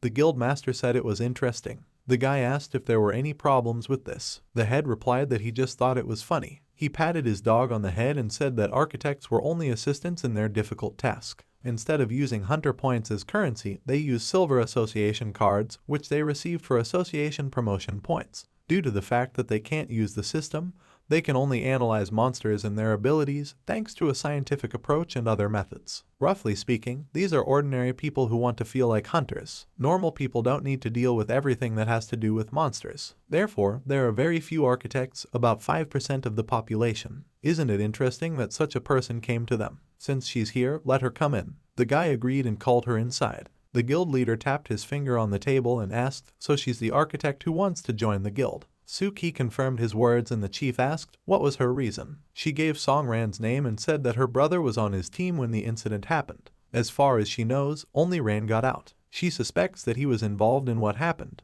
The guild leader smirked at his name, and Suki said that the broadcast where Ran had defeated Lu Mei Lai and publicly humiliated her had damaged their guild's reputation. So if Ran is responsible for her brother's disappearance, they have a common enemy. The guild leader scratched his chin and asked, Ran, right? He laughed and said it was really interesting. Well, first they need to clarify 2 things. First, they were investigating the incident in the dungeon, and they can definitely say that due to certain circumstances, everyone present at that time in the dungeon, except for the wounds, died. That is, her brother did not disappear, he is dead. She leaned her hands on the table and asked with tears in her eyes what happened in that dungeon. The chief replied that they didn't know the details, but they knew that all the circumstances had led to Lu Mei Lai's defeat. Second, Ran is not exactly an enemy to them, but rather an obstacle. Punish those who went against them and protect their own at all costs. This is the motto of their guild, meaning that killing wounds is not revenge, but rather a matter of principle. Suki's tears fell on the table and the guild leader said that if she still wanted to join them after hearing this,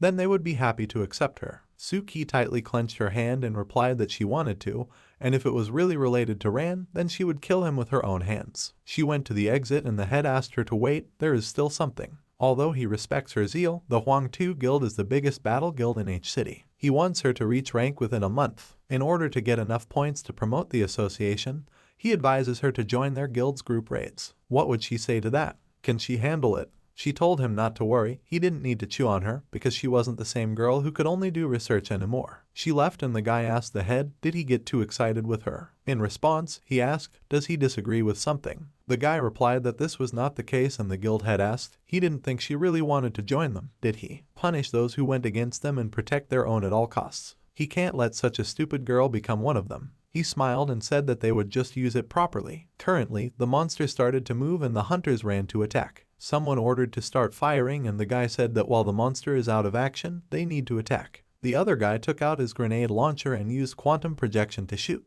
The red-haired guy looked at the energy explosion and asked, is this a quantum projection? Diamond rank equipment. The projectile stuck into the monster's head and revealed information about the monster. Quantum projection projects an interface that shows the monster's health, armor, magic power, and other parameters. In addition, the user can also see the enemy's weak points. The guy asked the hunter how he was doing. He said that was what he was doing. The monster started to rise to its feet and the guy shouted that the monster had risen again. Don't take a step back, they need to continue attacking. The members of his guild obeyed the order, and Suki said that from now on, the Huangtu Guild would be her home, so she should get as many association points as possible. An extraordinary reward will be just in time. After that, she rushed forward with the thought that she would do it. She used superconductivity to charge the cannon and pounced on the monster, aiming at it. She shot it with an electric charge and said that she dealt 2239 damage. It seems to work. But suddenly, she stopped and asked why the monster's armor strip started flashing. The guy told his boss that he had the results of the analysis. The boss told him to log in immediately and broadcast it to everyone via the battle channel. The guy obeyed and said that this monster has the ability to restore the shield. When the shield is working, the monster is immune to negative effects and blocks 99.9% of all damage.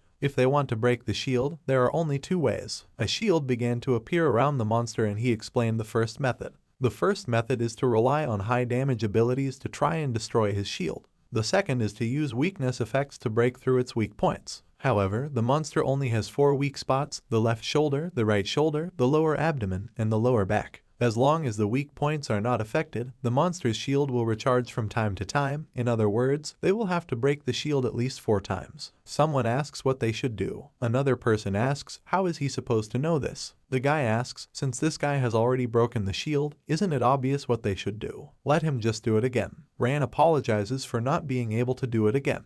The guy with the red hair asks, what did he just say? He says again that he can't do it. Another guy asks how this can be understood. Rand says that its debilitating effect is a passive ability that only works after an explosion, but it doesn't have any active abilities, so it can only deal 2,000 damage at most. The guy asks, what do you mean no active abilities? Why did he come here in the first place? The second guy asks, this guy isn't even bronze, right? People think that maybe it was just an accident that he broke the shield and they just exhausted that monster enough. The guy asks, what kind of loser is this? Another guy asks where he got the passive debilitating effect from. The girl says it's probably just luck. The guild boss says everyone should be quiet. Now is not the time for that. Debilitating effect is a rare ability and they need to help him break the shield. The girl says that if it's a simple attack, then it can cast an explosive status. The guy with the big sword says that it will add strength to his attacks. 2 girls say that they will also help him. The guy with the red hair is upset that he took all the glory for himself, even though he tried so hard. The guild boss says that then everything is decided.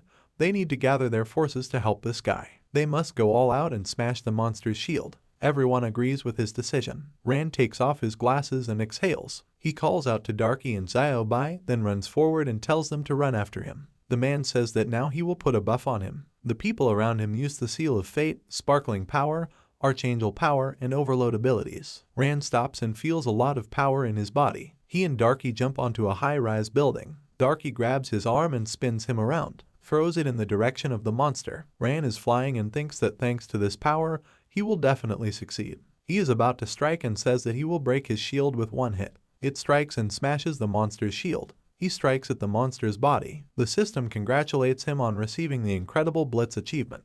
The monster's armor was completely destroyed in one hit. The system notifies that he has received the Phantom ability. Ability description: active ability, the assassin temporarily hides in the shadows. 1 second in the shadows, spends 35 mana. The shadow cannot be attacked, is invulnerable to all effects, can move freely around the location, but cannot pass through obstacles. Rand thinks that he now has an active ability, and this really surprised him. He says that, however, his mana pool is only 100 points and he can't use it for long.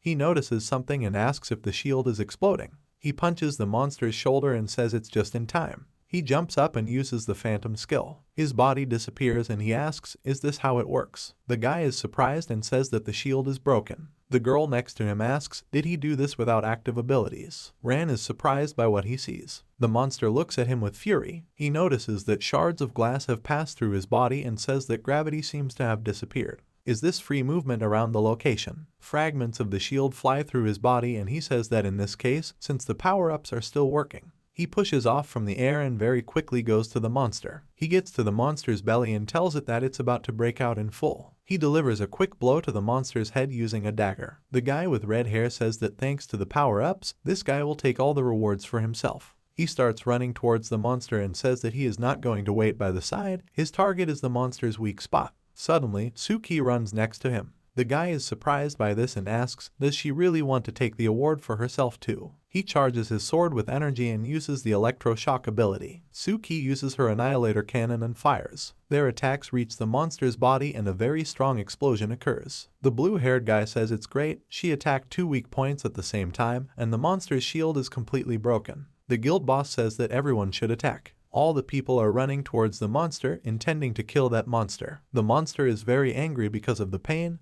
It spreads its arms and releases a strong wave of energy. Someone says that the monster activated rage again. The monster swings its huge fist. Suki is shocked by this incident and asks to be saved. The guy with the red hair says that this monster is going to kill them all right now. Rand stands on top of the monster and activates the sword form. He takes the sword with both hands and runs away, jumping very high. The monster stares at him in horror. Rand plunges his sword into the monster's arm. People look at him in surprise and ask, does this hunter have a double form? Who is he anyway? It looks like the monster has slowed down from its attacks. Ran falls from the monster's hand, which is petrified, and falls to the ground. Suki looks at this in surprise and says that he has a petrification effect weapon. How many passive abilities does he have anyway? Ran lands a few quick punches and destroys the monster's huge arm. He says it's dangerous here and she has to get out of here. She stands where she is and watches him run toward the monster again.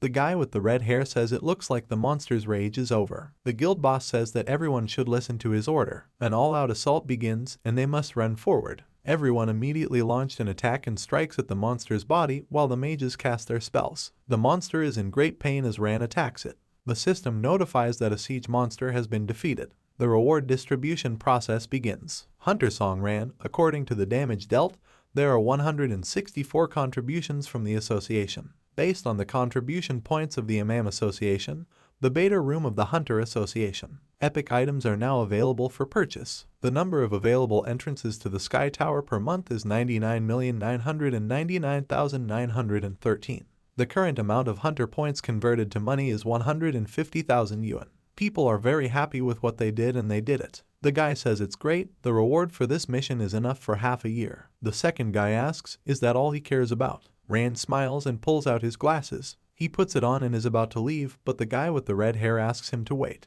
He turns around and asks what he needs. The guy asks, since they fought this monster together, why don't they go get something to eat? He turns around and says they can join in too. He understands that it is inconvenient because he has a high position. By the way, that girl over there did a good job. Would she like to join their guild? The girl says that unfortunately she can't. This surprises the guy. Suki walks up to Ran, calls out her name, and thanks him for saving her life. She gets a little nervous and says that he should accept her gratitude. This surprises Ran very much, and he shakes her hand and says it's nice to meet her and tells her his name. Suki is very surprised because of his name. She doesn't shake his hand and pulls her hand away. She asks, is he the Song Ran who survived the dungeon massacre and challenged the Wang Tu guild? The girl next to him says that his name is familiar to her. Another girl asks, wasn't it him who recently fought in the arena? Xiao Bai approaches him and says that she was just looking for him. What's going on here? It looks like the fans have recognized him again. Suki tells Bixie that he should switch to an attack form.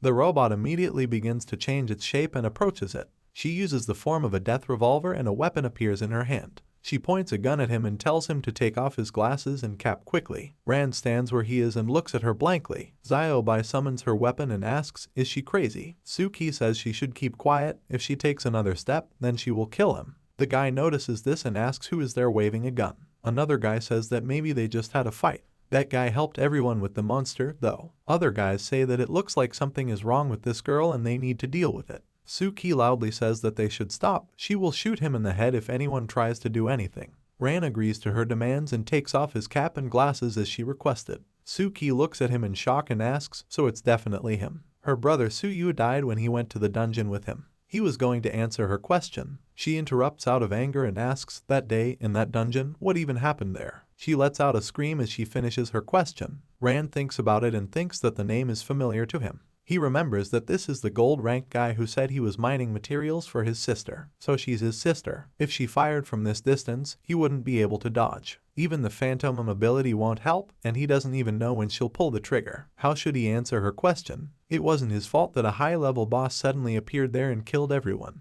He's just as much a victim of circumstances. Maybe he should just tell me what happened. If he was stronger, they would have been able to handle it. Everyone would have finished their business and returned to their loved ones. They would have moved on as if nothing had happened, and he feels very guilty about what happened. He's the one who got everyone killed. If he wasn't responsible for their deaths, he wouldn't be able to forgive himself. He apologizes and says that there was this secret boss who was very strong. He looks down and says it's his fault. Suki looks at him angrily and says that he should return it. Tears start to run down her cheeks, and she points a gun at him and tells him that he must get her brother back. Everyone hears the loud sound of her gunshot and all the hunters are surprised by what they see. People say they can't believe their eyes and it's impossible. He cut the bullet with his sword. The guy with the red hair broke a bullet from her revolver with a sword strike. He says that all those who fought with him were his comrades. He wouldn't let her kill him. He rolls up his sleeves and says he's ready to fight for him. People say he's right. Does she have a problem with her head? What did he do to deserve to die? She is a simple architect and should know her place. Killing players outside the arena is a serious crime. Ran is surprised by the decision of all the players. Suddenly, a jeep comes to them at high speed. The car stops right next to them. The hunters say it looks like a Hunter Association car. This is the association's rapid response team. Did the authorities finally react? The car door opens and a man steps out. Zaya Odong goes out to the hunters and holds out his hand and says that he needs to quickly bring a megaphone. The subordinate begins to execute his order. The hunters ask what's going on here. It's like some kind of emergency is happening. They want to talk to them and ask them to intervene in their situation. They should be quieter because it looks like that guy is going to announce something. Zaya Odong asks everyone to pay attention and says everyone should evacuate immediately. For unknown reasons, an abnormal deviation was recorded. It is expected that an anomalous portal will appear here very soon. In other words, this is the Sea of Oblivion and it will open here. People ask, so what if a portal opens here? Does that make sense? The guild boss loudly tells these idiots that they have to get out of here right away because if the portal opens. Before he can finish speaking, the monster's hand starts shaking and he grabs his stomach. At the same time, there are two guards standing inside the huge building. On a pedestal sits a monster with a staff in his hands, which begins to stand up. The monster's body begins to emit a large amount of sinister energy. The hunters ask, what is this monster doing? It looks like he's using the last of his energy to open the portal. The monster's energy rushes up and begins to expand. Hunters are shocked to see what is happening right now. The guild boss looks at this and says it's too late. When the portal opens, everything around the place is sucked in. The guy with the red hair says it's ironic that such trivial things are being forgotten because of the monitoring system and the systematic dungeon routine. He says there's nothing wrong with it. He points his sword towards the portal that appears and says that he will just deal with it. A huge portal of red energy appears and begins to suck in all the hunters who were nearby. Ran flies over and tells Xiaobai that she should give him a hand. She agrees and holds out her hand to him. Zaya Odong says they're getting sucked in too. The girl asks the boss what they should do. Many hunters fly into the portal and are transported to a new dimension. The monsters that are standing inside the Great Hall are hitting the floor with their sides. The monster that sits on the throne-sized eye in the desert lies a large number of weapons and wreckage of buildings. One of the hunters opens his eyes and sees where they are and recognizes it. People start to get up and look around. Some of them say that this is the Sea of Oblivion. The system notifies you that you need to wait for the copy to be processed. Ran looks around in the bright white space and asks, is he really inside the portal? The system notifies that the dungeon has been successfully processed and will be launched soon. Someone apologizes for the fact that she can only bring him here. Rand covers his face with his hand because of the bright light and asks who is talking to him. The girl says that she hopes that he is not mad at her. He asks who she is and where they are. The girl says that her name is Doris and she is his personal AI guide, and this is the Sky Tower. After a while, they walk together toward the huge door. Rand thinks about the Sky Tower and asks where everyone else is. Doris says the others must be in the Sea of Oblivion right now. He asks why he's the only one who's drawn here. She laughs and looks at him and says it's because he's special. He looked at her in silence. She asks, wouldn't normal people be happy to hear something like this? Rand apologizes and says he was just thinking for a bit. Doris says she knows that what he wants most is to know the truth about his mother's death. Ran, hearing this, stops and asks how she knows this. She says she just knows it because she knows everything about him. For example, when he went to the dungeon, everyone but him died. Or, for example, that he was threatened with death for something of which he is innocent. He may look calm on the outside, but he feels guilty about the deaths of his friends, doesn't he? So he does everything he can to atone for his sins. When he challenged the Huang Tiu Guild, before she can finish, Ran abruptly pulls back his hands and tells her to stop talking. He just wants to know why he was the only one teleported here. Doris asks, isn't it obvious that he's an awakened one? This means that he is more than just a hunter. However, he is too fixated on emotions, a sense of duty and regret.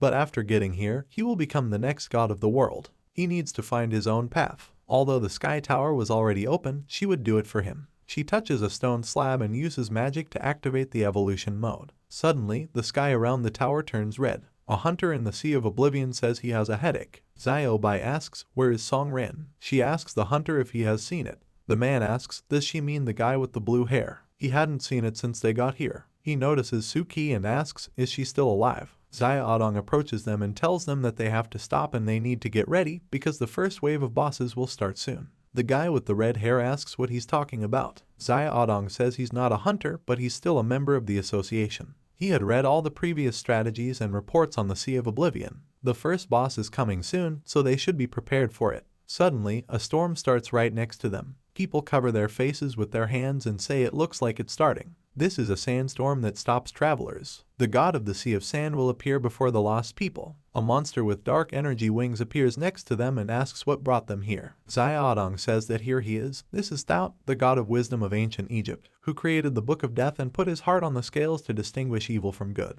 God asks again, why did they come here? Xiaodong says that in other words, it is the guardian of the Sea of Sand. Tout says that the abnegated god appeared with the light of the world and on the same day shed a tear from which the human race was born, and his tear, bearing the human species, partially melted in the darkness and became the scourge of humanity. The great god Tout, the god of justice, appeared before them all. Hunters asks, what did he just say? The storm is getting stronger. The hunter says that things are bad because he has not yet recovered from the siege. Another hunter says that he should stop complaining because they are all not in the best shape. The guild boss says they should regroup as quickly as possible. The guy next to him says there is too much dust here. Will they go the hard way? The guy with the red hair looks at them and says that in this case, he will start first. He starts running towards the monster and Tout says that whoever holds the evil one will not be able to resist the weight of the balance. She'll take it. The book that levitated next to him closes. A strong ray of fire hits the ground and he says the word sentence. At the same time, Rand strikes with his sword and defeats the monster. Next to him are many more corpses of the monsters he killed.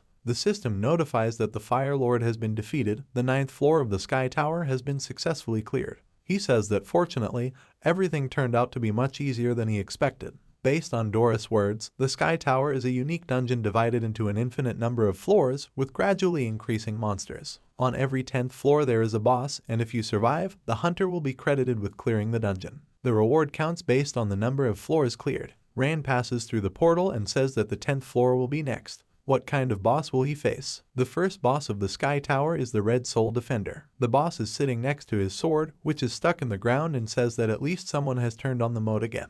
Rand twirls the dagger in his hand, is surprised and says that he has never met a monster that can communicate in human language. It's only the 10th floor, and he's already met a boss with advanced intelligence. Looks like the Sky Tower isn't as simple as it sounds. The boss says that this cursed mode opening condition has kept him locked up here for as long as he can remember. He can finally fight again. He stands up, grabs his sword, and says that not everyone is capable of this, but if he wants to go to the next floor, then he will have to defeat him, just like the previous people. Rand says he doesn't have to worry because he won't be here long. The 10th floor is just the beginning of his journey. The boss says it looks like he's underestimating him. He shouldn't compare it to regular bosses. Rand says that he doesn't think he's much different from other bosses, except for the fact that he knows a few words. He should stop talking and they can start.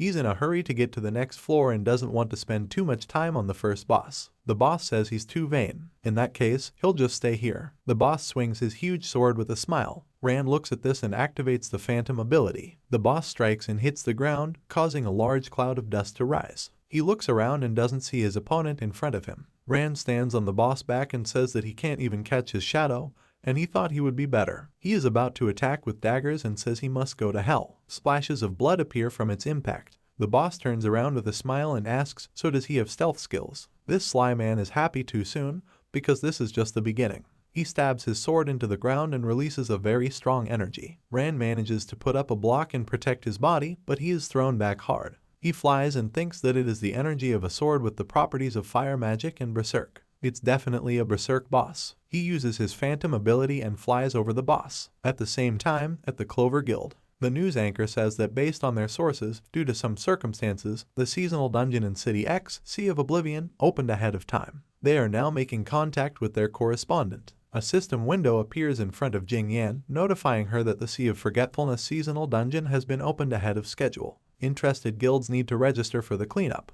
The news anchor says that judging by the traces from the scene, it can be said that almost everything around the portal formed was sucked in, including a large number of hunters who participated in the battle with the siege monster. The girl enters the office and says that they have received a message from the association. Tang Xiaobai was sucked into the portal of the Sea of Oblivion. What should they do? Jing Yan asks, so she was sucked into the portal. With her abilities, it shouldn't be a problem. However, they wouldn't leave her there alone. The Sea of Oblivion is a unique opportunity for their guild to regain its former power. They must do everything necessary to make sure that all forces are ready for battle tomorrow morning. The girl agrees to her order. At the same time, the guy brings Huang Tu to the guild boss and says he should take a look at it. The boss reads this and says that Suki is worthless, but she seems to have done quite well in the battle against the siege monster. As the best guild in City X, they can't miss the Sea of Oblivion. He should gather all the guys and go there. Also, they should not forget the credo of their guild, always grow and expand. They must grow at all costs. At the same time, the boss of the 10th floor of the tower says that if this is all he can do, then he is not worthy to be here. He strikes with his sword using fire magic. Ran barely manages to dodge this attack and says that even though this is only the first boss, but it should not be underestimated. His new phantom ability will be very useful here. He jumps back, dodging another attack. He lands on his feet and the boss says that without this ability, he is completely worthless and he is disappointed in him. Ran bites his finger and says that he underestimates him. He spits out something and says that the only disappointment here is himself. He knew this from the very beginning of the battle because he doesn't have a strong demonic aura at all. He had already killed more than one boss that was much stronger than him. He was testing it out. In terms of strength, he is only at the guardian level, and his fire energy is unnatural and also very weak. These are his conclusions. The boss is angry and says he is too arrogant. Rand says that the demonic aura of his sword is much stronger than his own aura. By the way, he said that he was imprisoned here. How did it happen? The boss says that his memories are very vague. He just remembers fighting everyone who came here and starting all over again. Ran uses his abilities and heals. He says that since he can't tell him anything interesting, then he should finish it for now because this fight has already dragged on. The boss is angry and tells this arrogant freak that he will tear him to pieces. He swings his sword to strike and radiates a strong energy. Rand says he has too much rage. If he wants to fight, then he won't dodge. The boss energy leaves small cuts on his body and he says that he will show him what absolute superiority is. He continues to slowly walk towards the boss, getting cuts all over his body. He prepares to attack, constantly healing every wound. The boss is surprised that he uses healing abilities and says that he is surprised by his professionalism. But he deserves to die for that attitude. Rand says he thinks they're done here. He stops the boss sword strike with his bare hand, destroys it, and says that if he understood correctly, then without a sword, he is not capable of anything. Now he could just beat him to death. He is holding a large piece of sword in his hands with one hand. The boss says he can't believe that he broke his blade. This is simply inexcusable. He swings his fist and strikes with great force, but Rand hits back and destroys his arm. The boss is shocked and wonders how such a young hunter can be so strong. Looks like only the guys at the top can match up to him. Rand says that he has already told him that he is too weak. He only wanted to find out more about him in the Sky Tower. However, he was surprised by his determination. The battle is more precious to him than his own life and he respects him for this, but he came to an end. He deals many blows with his daggers and after a while holds the severed head of the boss of this floor. He says maybe the demons have an obsession with fighting in their blood. The boss says that he is strong and can go further. He's lost, but somehow he feels relieved. He feels a certain similarity between them. There is no concept of time in this world, it only loses itself. His armor and weapons kept telling him that he was a monster that could only fight. Rand throws his head on the floor and says that like he said, this is not the end for him. He goes to the next floor, and he must continue to wait for other fighters. Maybe they'll meet again sometime. The boss says he had a vision. He saw a guy as determined as him. Even his eyes were the same as his, looking forward. In his memory, he puts on a mask, and walking to the gate to the tower, armor appears on him, and the same sword appears in his hand. Rand turns around and thinks he's thinking like a human, not a demon. What kind of creatures live here? They are definitely not simple. The system notifies that for defeating the Red Soul Warrior, he receives a unique item, fragments of the blood sword, which can be combined.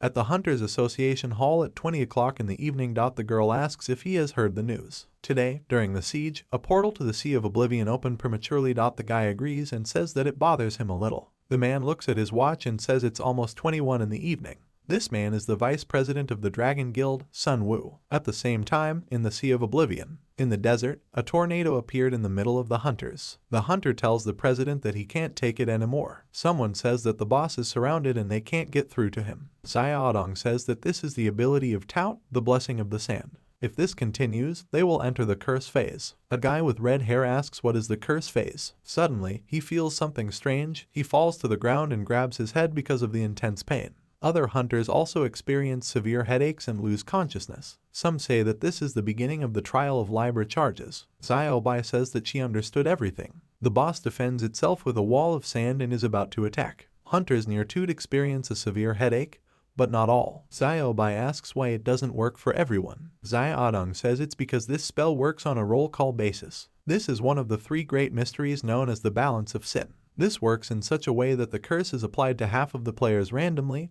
from which they die. Then it applies to everyone else until everyone is dead and the raid is over. To cope with this, you need healing or dispelling abilities. When the cure overcomes the damage, the squad will be found innocent and the curse will be lifted. The guild boss thinks about the treatment. He asks if they have enough strength to remove this curse. The girl says it's too hard. They had just fought a siege monster and they had very little mana left. They can't do powerful healing spells. The guild boss says there's another way then. They need to deal with the Sand Sea shelter somehow. Ziobai asks, does he mean this protective barrier? The guild boss says that's exactly what he means. The best strategy in such a situation is suppression by the power of the gods, meaning a strong hunter with advanced skills needs to continuously attack it. Under a strong attack, the ability reading will stop and then they can kill the boss and remove the curse. Zai Adong says that in this case, they will face the third riddle, the real illusion. The real illusion is this. He doesn't have time to finish because the curse has passed on to him. Ziobai picks him up and asks what happened to him. The guild boss asks if there is a strong enough hunter among them. Can anyone else fight? If this goes on, the boss will simply kill them all and death in the dungeon is a real death. They can't fight, they'll all die here at this rate. He pulls out his sword and says that the curse is spreading and they can all die here. He heads towards the toad and says that he will get them out of here, no matter what it takes. However, when he reached the sand wall, he stopped and he can't pass through the monster's defense. Toad calls him a non-entity and pushes him back with a powerful blast of air. The guild boss flies a long distance and crashes into a car. He turns around and asks what is it. He notices the car that got into the portal with them. Toad is still standing in the tornado that he created, but something catches his attention. A car is driving in his direction at high speed, which crashes into a tornado and destroys this spell. Someone says that the car drove into the sand wall. The guild boss immediately got out of the car and holding the sword in his hands loudly says that this is their last hope. He will avenge his brothers in arms. His eyes sparkle and he says that he must die. He uses the advanced demonic strikes ability and this attack caused Tout to be split in half. He says that without a wall of sand, he is nothing. He sheaths his sword and thinks it's finally over. Ziobai is shocked and says that this is an advanced demonic strike execution. This interrupts the boss's spells and kills them at the same time. It's an amazing power. The sand wall was gone. Suddenly, Tout's body disappears into thin air. The guild boss turns around and asks, what's going on? Is this a real illusion? Toad emits a very strong black energy and tells these mortals that they will die right now. It releases its energy in the form of a huge hand. The guild boss starts running away from this attack and says that it's black magic. Is this still the Sea of Oblivion? It looks like he's finished. Darky runs very fast towards Toad and knocks the staff out of his hands with his attack. The guild boss stops and wonders if the ability's use has stopped. Now he understood, even if it was only a shadow to break the Book of Death, but Ziobai's pet was able to stop the boss ability from being used. It turns out that the only real illusion ability is the staff. That's exactly it. He says she should tell her pet not to give the staff to the boss. His weakness is that staff, without it the real illusion will be removed. Ziobai says that she understood him. She loudly tells Darky that he should throw the staff to her. Her pet obeys her and immediately grabs the staff and throws it to its owner. Ziobai raises his hand and catches that staff. Suddenly, her consciousness shifts and she sees a woman before whom a huge number of people are bowing. One of these people holds out a staff and then the bodies of the dead appear behind the girl's back and there are scales in front of her. Ziobai says she knows what needs to be done. She knows how to defeat this boss once and for all. Tout is shouting very loudly and his eyes are glowing. A book appears in front of him and he reads a spell. The souls of the deceased must follow the parting words of the great god and come from the other side of the river. Crows emerge from the bodies of the hunters and head towards him. The guild boss asks what she's doing. Ziobai says that this is the dark magic of Hell's Revenge. After reading it, it collects the lives of all the damned and deals a fatal blow across the entire field, applying an instant death effect on all enemies affected by it. The staff begins to emit streams of light energy. Her eyes light up and she asks Guardian Tote, this is his last trump card, isn't it? The guild boss says that it should retreat because the boss is going to attack. He is blasphemy. This is the end of the false gods. She uses the powers of the staff and releases strong energy. The guild boss looks on in surprise. Tote's body is pierced by a stream of white energy and his body is torn apart due to this magic. Ziobai says that this is a dungeon with a unique story mode. The Sea of Oblivion has been improved. The system notifies that the first boss of the Sea of Oblivion has been killed. The hunter received the Staff of Tote. The Staff of God, a summoned epic weapon, adds 25 strength points, 4 mana points, and 70 ability points. An effect that reduces the magic cost of summoning abilities by 30% and has a chance to apply the ability more effectively. Increased use of the ability increases the effect of the ability by 50%. The hunters start to get up and ask, is the curse gone? It looks like the guild leader and Xiaobai made it through. A bright ray of light appears from a pyramid in the distance. The guild boss stabs his sword into the ground and asks, is it finally over? Xiaobai thinks that she didn't expect to get any equipment here. This dungeon is very exciting. Xiaodong comes to his senses and clutches his head. He says they both did a great job. Then they will get to another location, the Farnado Oasis. The association will immediately mobilize the guilds to officially launch an attack, so they need to recuperate here until reinforcements arrive. Their goal is that pyramid. At the same time, the system notifies that the hunter has passed the 50th floor of the Sky Tower. He must choose his reward, a 20% armor boost, restore 60% health, or completely restore mana. Rand thinks that he should choose one of the three. After so many floors, he has already understood the structure of the Sky Tower. In simple words, starting from the 10th floor, every time he defeats a boss, floors 19, 29, 39, and so on give certain rewards. Some enhance its characteristics, and some simply restore resources. However, on this floor, everything is very similar to the real world. Maybe you fought a monster here. Perhaps he will choose recovery. The further it goes, the harder it gets. Now even the entrance floor with ordinary monsters is difficult for him to pass. Even if he chooses armor, he's not sure if it will last for many levels. So he decides to restore his mana. From the 10th floor, he hadn't met a single boss talking. They were mostly trolls and undead. However, that berserk warrior impressed him. What is this strange creature? Is it all because of his evolutionary mode? It's like there's a secret hidden in this tower. Rand stops and says that the boss of the 50th floor is here. He can already feel its power hanging in the air. This boss probably won't be so easy to kill. A man with long red hair appears from the magic circle in front of him. The human-like boss says that he should listen to the call of the void and then he, Ashura, will fight again. Rand thinks it looks like this boss can talk too. He asks if he is a human or a demon. What was that void he just mentioned? Ashura asks, what does it have to do with humans or demons? How is he supposed to know that? He is who he is. He must fight it, for he has not tasted the taste of battle in many years, and he craves it with all his being. His blood boils with desire. Rand says that as expected, he has the same battle obsession. It feels like they've been brainwashed, even rewritten. Something makes them forget about the past and only fight. Ashura breathes steam and says only the word fight. Rand says that in that case, he will fight him. The boss raises his head and smiles bloodthirstily. It screams loudly and emits very strong energy. With great speed, Ashura approaches her opponent and deals many blows with her sword. Rand jumps away from him and thinks he was strong. He probably couldn't handle the boss of the 50th floor right now. What should he do? Maybe give up. Ashura swings his sword, and when he strikes, he releases a strong stream of energy. Rand wonders if the 50th floor is really his limit. He dispels this energy with his sword. Ashura says now it will be his favorite.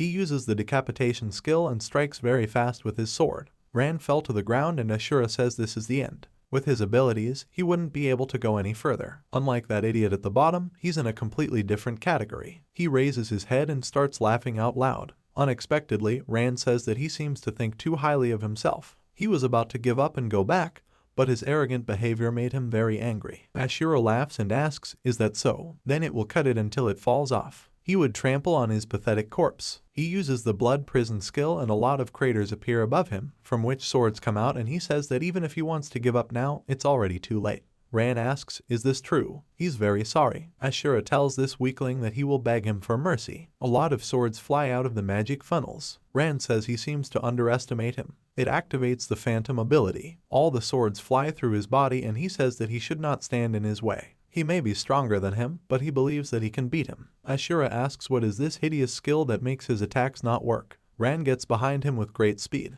He strikes, but his attack is blocked. He says that if he refuses to fight just because of his level, then he will not be worthy of any victory. He strikes with his fist with great force, and Ashura is thrown back several meters by this attack. He lands on his feet and says with a smile that he should show him what he can do. Rand is about to stab him with daggers and says he will grant his wish. He will fight to the last. Ashura releases a huge amount of magical energy, creating an explosion. Rand is thrown into the air and asks if his ability didn't work. Ashura has removed the blindfold from his eyes and says that he is strong, but he is not an opponent for him. Under the mask, he hid the Arbiter's eye, removes the seal, reducing the amount of health. Opens invisibility, removes negative effects, and prohibits the enemy from using abilities for the duration of the technique. Rand realizes that he can't use the abilities. Ashura says it was not bad, he made him remove the seal, but he will still drown in his own blood. He summons a magical funnel from which several swords fly out. Rand has grouped up and says it's interesting. Does he think that because he can't use abilities, he's not capable of anything? He's going to attack him and says an eye for an eye. Ashura screams loudly while looking at him and he creates a strong explosion of magical energy. They both have their backs to each other. Rand says that Ashura, unlike him, can be reborn indefinitely, but he risks losing everything every time. The boss's head explodes, but immediately begins to recover, and he tells this hunter that people are afraid of death. The memories that have emerged now will not leave him. He only wants to protect this rotten world in which life is worthless. It's a shame that this is all a hoax. Like so many times before, he will only be reborn because nothingness gives him magical power. The system notifies the hunter that he has defeated the boss of the 50th level. The rain ends and Rand sits down on the ground and asks how many other bosses will he have to face in this tower. How many secrets does this place hold? Byron only gave him access here so that he would quickly become stronger and be able to fight the monsters that would storm the city, right?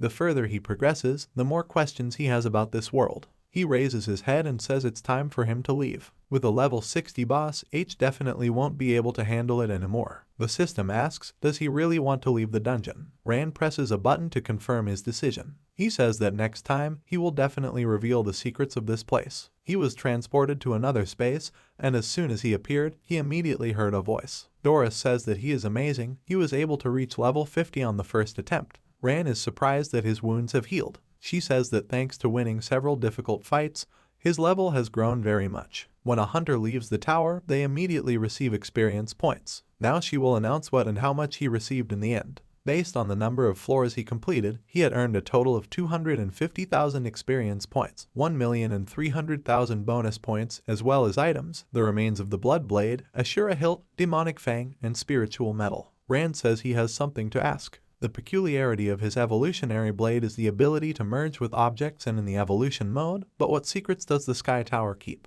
Doris says it's too much to discuss with the AI. It is only an executive system, it knows only what was put into it. As for the tower, it doesn't finish because the system notifies that the calculation of experience points has been completed and the player has been promoted to the platinum rank. She says that she can tell that this is a dungeon created by one person. The system says, name Song Ran, level 46, class healer. The hunter will leave the tower in 3 seconds. Doris says that the calculation of experience points has been completed. In that case, she would wait for the next meeting and miss him. Ran is transported to the real world and wonders what is here. Is this the Hunters Association? He takes the elevator and says that the Sky Tower is a very strange place. There are monsters that look like humans and an AI that doesn't seem to be telling you something. It feels like there's something hidden behind all this. Next time, he would definitely make it to the 75th floor. Something tells him that all of this has something to do with his evolving sword and the death of his mother. He thinks that after all these battles, he has reached the platinum rank and got interesting items. When he gets home, he'll need to see what they're good for. He gets out of the elevator and someone greets him and asks, he's Song Ran, right? He turns around and looks at this person. Sun Wu says that he is the vice chairman of the Ziyan Guild, waiting for him here for a long time. He's an architect. Ran wonders if he's just another architect. At the same time in the Farnado Oasis, someone hands a boy with red hair a bowl of water and tells the warrior that he should eat more. He eats and says that he didn't think there were supply points in the dungeon. He looks at people and thinks that everything here is very authentic. Zaya Adong says that this is the difference between a seasonal dungeon and a regular one. A large number of storylines may well improve the quality of the game, right? This approach is not serious, but there is no other way to explain it. After midnight, you can start your retreat. This dungeon appeared in a difficult time. To get through this, you need to develop a strategy and then deal with the main problem, storming the city. Based on the data from the association's manual, the operating mechanism of this dungeon should be as follows. First, in the 8 Pyramids dungeon, the mode of passage is called the Decisive Battle of the Gods. Completion is counted when the pyramids are completed. They had previously defeated the Guardian, the god Tout, thus unlocking the outpost in Farnado Oasis. When Xiaobai defeated Tout, she won the right to participate in the final battle of the gods. A jewel encrusted in Xiaobai's staff, a shard of the Chosen One, symbolizing Tout. The man clears his throat and calls out to the warriors. He says the village chief wants to talk to them and solve the mystery of the Sahara Desert. The headman tells the warriors that in the previous battle, their heroine, Xiaobai, defeated the great god Tout and won the right to participate in the decisive battle of the gods. Now a new challenge awaits them. To win the final battle of the gods and save people from unbearable suffering, they need to defeat 7 more gods. Zaya Adong says that according to the association's instructions, they still need to collect other shards of the Chosen One. The headman says that they need to defeat Jeb, the god of earth, Osiris, the god of rebirth. Xiaodong says that Jeb, Osiris, and Sobek remain. He doesn't finish the sentence because the headman is angry and tells the freak that he should stop talking because he is being told here. Maybe the NPC here is him. Xiaodong is confused and says that he can continue to talk. The guy with the red hair says he doesn't understand what I'm talking about at all. The headman strikes with his cane and says that he will explain again.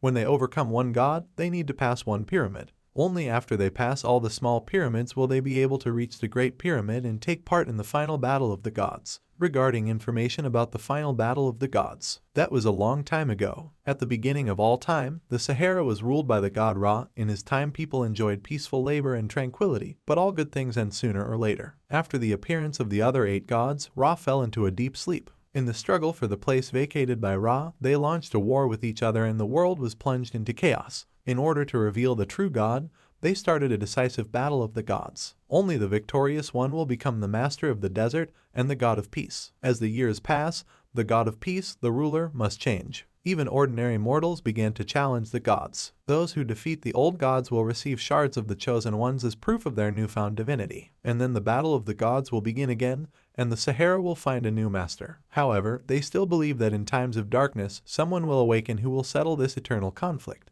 All the hunters listen carefully to his story. Xiaobai asks, does he mean to say that she is now a god? Xiaodong says that this is just a game story. Tomorrow, the guilds will gather and they will go to battle the 7 gods. This is the official start of the Sea of Oblivion. Suki thought for a moment and turned away from him. He notices this and asks her what she's up to. She says that she will go to the pyramid alone. She leaves and asks if she stays here, it will only annoy them, won't it? The hunter says that he feels that something bad is going to happen. The guild boss says that he still thinks that it undermines their team spirit. A guy with red hair asks if it is possible to complete the pyramid alone, as he thinks. Xiaodong says that few people are capable of this, but in theory it is possible. The pyramid mechanism can be adjusted based on the number of people. It sets the level of difficulty, but even so, the risk of dying alone is many times higher. The guy gets up and says that in this case, he will also go to the nearest pyramid. Xiaodong asks, did he also decide to go alone? The guy says that it is unlikely that any of the participants will agree to support him. That's how they trust him. At the same time, Ran asks the architect how he knew he would be here. No one knew that he was in the Sky Tower. Sun Wu says that of course he didn't know,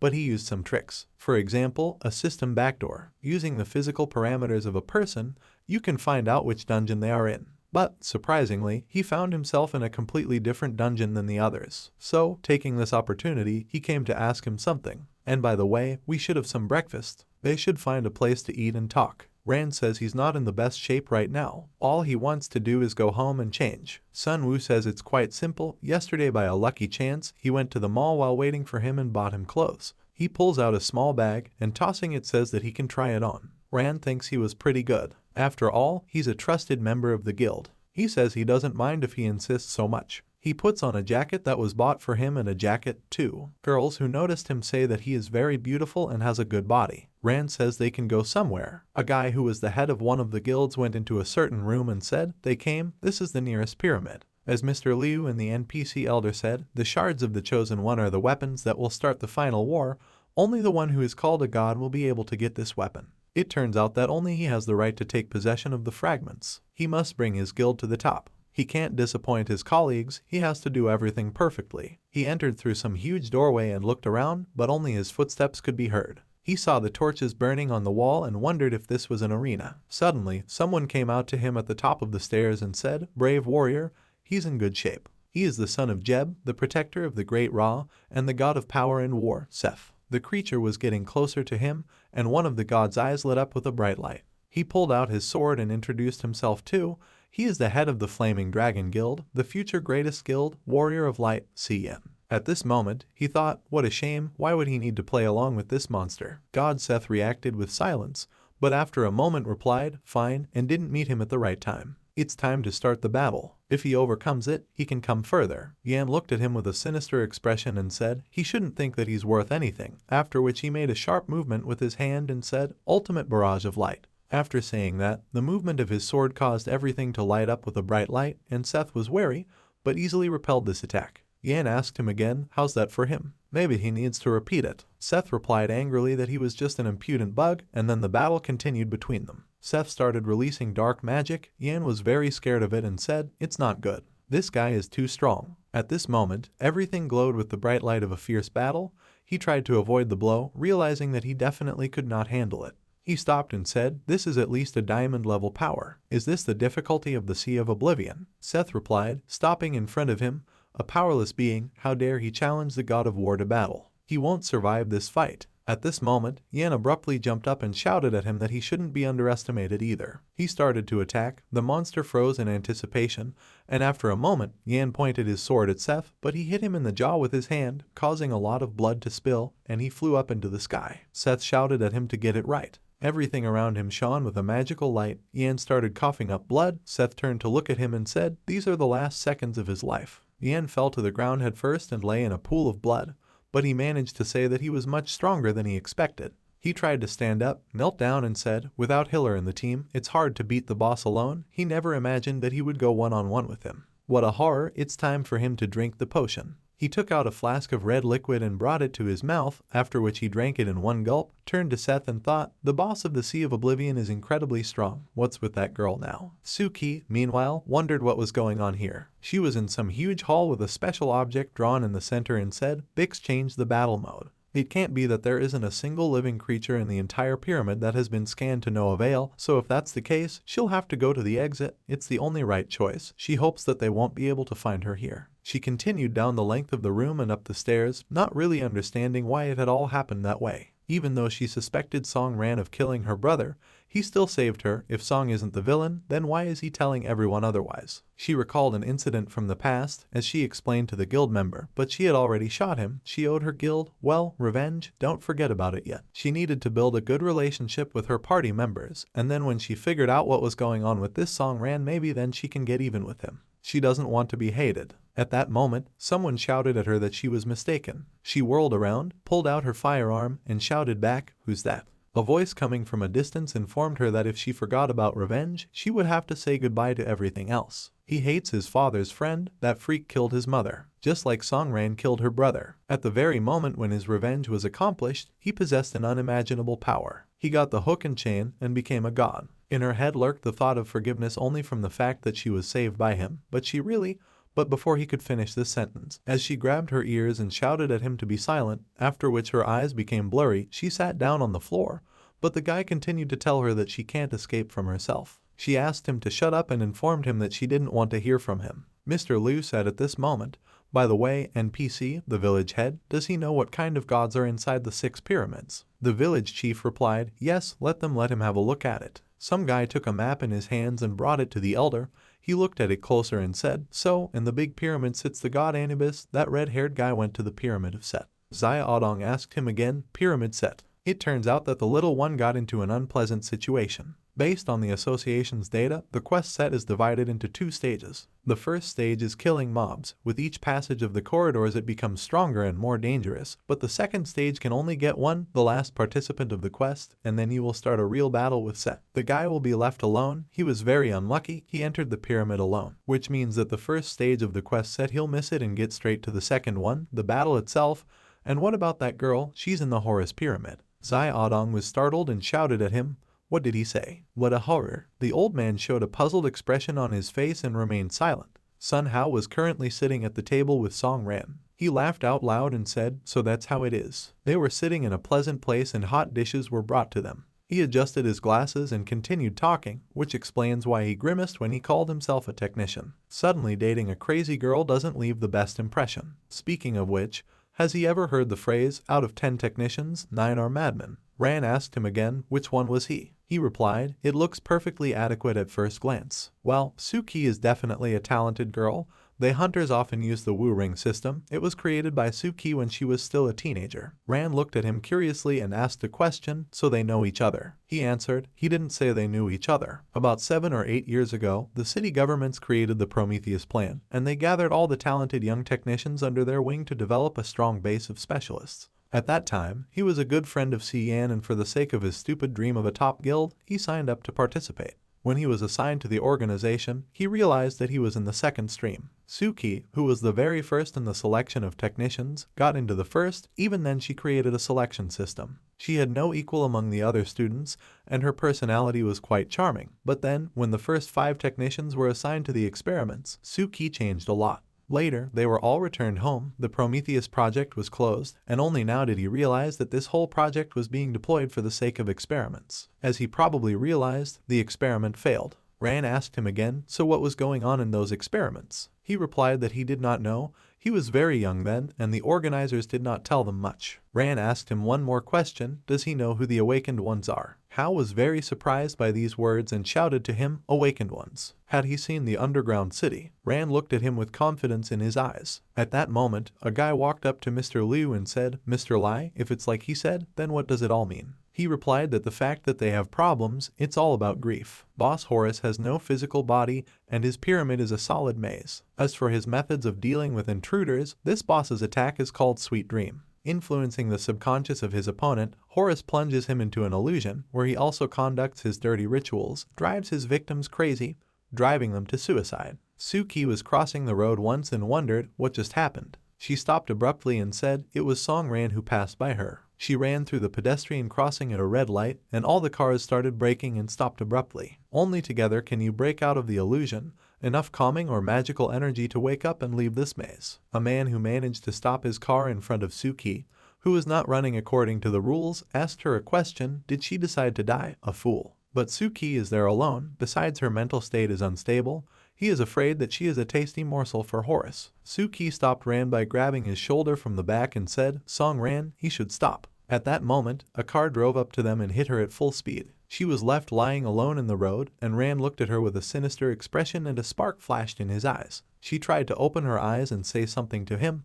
but she couldn't do it in her exhaustion. He walked closer to her and said, yes, it's Suki. He sees that she is a strong girl, so quickly recovered from the death of her brother. How pathetic she is, Suki. That, her eyes finally closed. At this time, Yan continued to fight with Seth. A lot of blood was spilled around and shards were flying everywhere. Under Yan's body, the pool of blood began to grow larger. He stuck his sword into the floor and thought, this god is strong, even though he lasted for a long time, but fighting such a dishonest boss is a waste of time. Seth told him back that he was just a reckless braver man.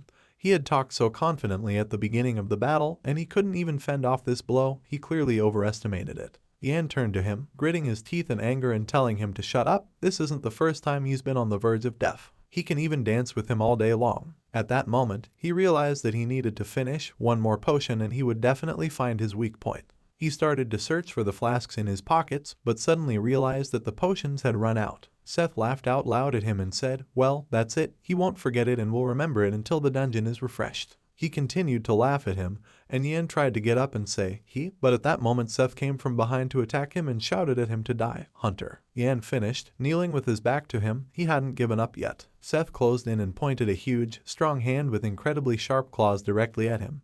But at that moment, a shadow flew over Seth, swinging a sword at him. Yan wondered as he held his stomach, is this really the end? What would happen to his guild? After his words, someone's blood was spilled. It was Seth's blood, whose arm was cut off by a wound that appeared out of nowhere. Yan looked at him in surprise and said hopefully, Song Ran. Ran stopped in front of the sinister and huge Seth, then said, see Yan, he owed him for that bullet. Does he remember that? At this moment, he applied the healing technique while looking at him, and Yan's entire body was filled with a bright magical light that would heal his body. He laughed and asked him a question. Where did it come from? He replied, Song Hao sent him here. He had plans to go through the Sea of Oblivion, but he expected to get here a little later. When he talked to Song Hao, he informed him that he likes to go through everything alone, so he asked him for one favor, help him pass this test. Sun teleported him to the Sea of Oblivion right at this point. Incredible technique. His deputy is a great master. Yan easily got to his feet and said, Song Hao, it's good that he got some help. He already thought he was going to die here. Okay, less words. They need to deal with this boss. For the sake of his goal, to become the best guild leader,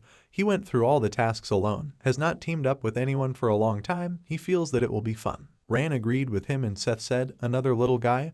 What a mess this is going on. He raised his hand skyward, created some sort of magic ball and said, breaking the order of battle and queuing, for this he would punish them both. They should not forget who he is, the god of war and power. How many weaklings do not gather in a team? It will not do anything. He threw the elemental discord spear at them, and everything was flooded with bright light. The spear landed on the ground and opened up the underworld. A bright ray of light pierced the entire area and he spoke, "Today they will learn what a real battle is." A lot of shrapnel flew around, a strong wind rose, and nothing could be seen because of the bright light. Rand said, "It seems that because of his interference, this monster has become stronger." Yan replied, "This boss is too noisy." Suddenly, a lot of monsters with sinister bright eyes appeared in front of them. Rand wondered what kind of frenetic ability this was. The bosses in Sea of Oblivion were many times stronger than normal ones. Yan pointed his hand at him and asked him not to be afraid of this. "No matter how strong this horn god is to me, he is only one, and they will defeat Seth in no time." Suddenly something alerted him. He stopped abruptly and thought with a frightened expression on his face, "What a horror, this is inhumane. Seth, he can make people lose their temper." At that moment, so many such monsters appeared in front of them that they couldn't be counted, and he said, "What a huge army of dead people this is. Will they be able to rest today?" Each of the monsters had spears in their hands, and the creatures were smiling ominously as they charged. Yan and Ran approached each other and Yan said, "My friend, in this battle, they will have to cover each other. He doesn't seem to be able to." Ran replied to him after some silence, "If he wants to give up, then this is not the right time." The monsters came close to them. Yan was dumbfounded by what was happening and said, "It doesn't matter." Until now he was thinking about how to get out of here as soon as possible.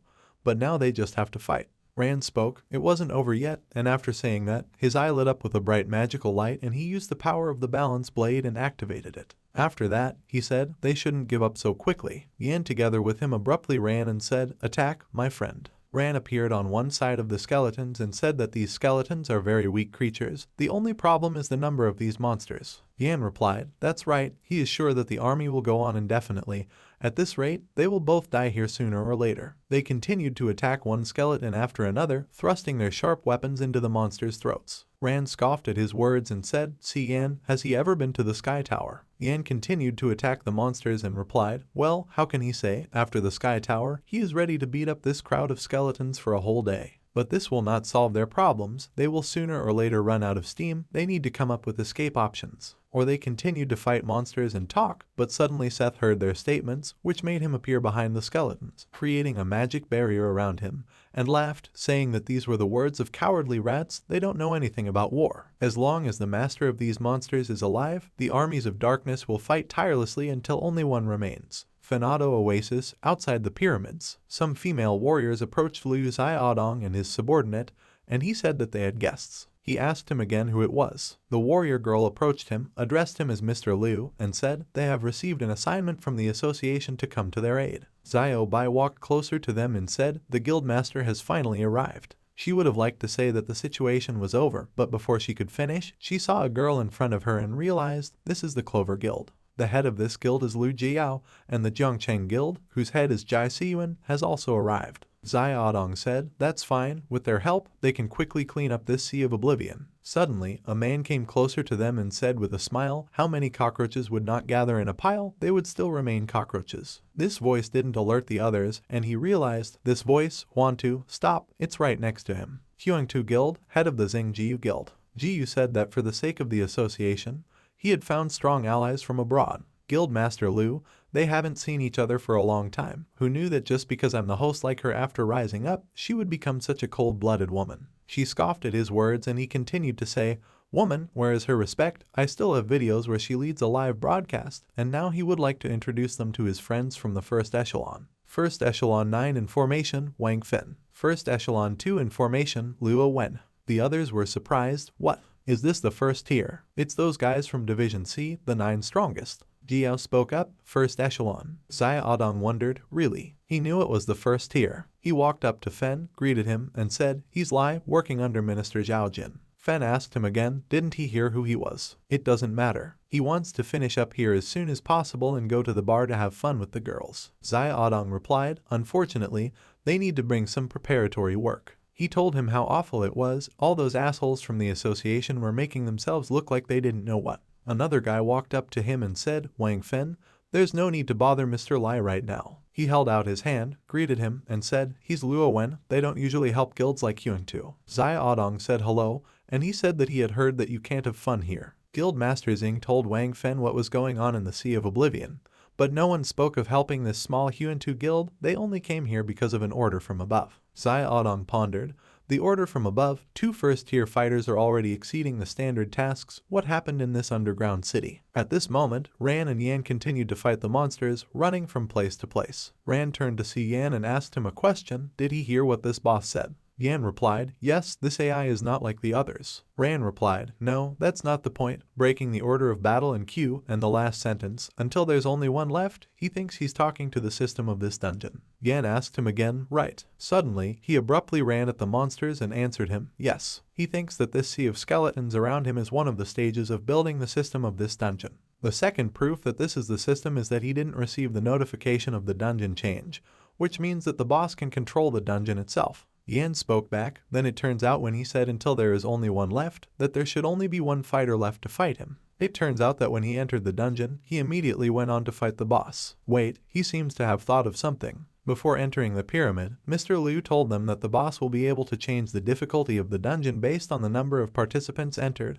The skeletons will continue to respawn and nothing will change until they fix it. Now that it's clear why these monsters are so weak, there's only one way to change the system of this dungeon. They must kill Seth and only then will it be over. He laughed out loud and said, this is some kind of joke. If more people came here, then all but one of them would have died. But there are only 2 of them here and in order to get to Seth, it's best for him to kill himself. Ran replied that it was a good idea, but right now the problem is clearing out these mobs. He wants to try something. At this moment, he waved his hand and asked a question. Yan, can he delay these monsters for 20 seconds? He looked at the system window and filling up his backpack and thought, sword evolution, start merging. Yan was surprised by these words and wondered, merge. What the hell is this? He replied, awakened. This is also the first time he heard about it from Song Hao. Fusion started, Spider Fang in the process of merging. Yan spoke, awakened, then he knows that the first echelon is all awakened. He had always dreamed of getting into the first echelon, and how dare he become an awakened one? This was how he repaid him for everything.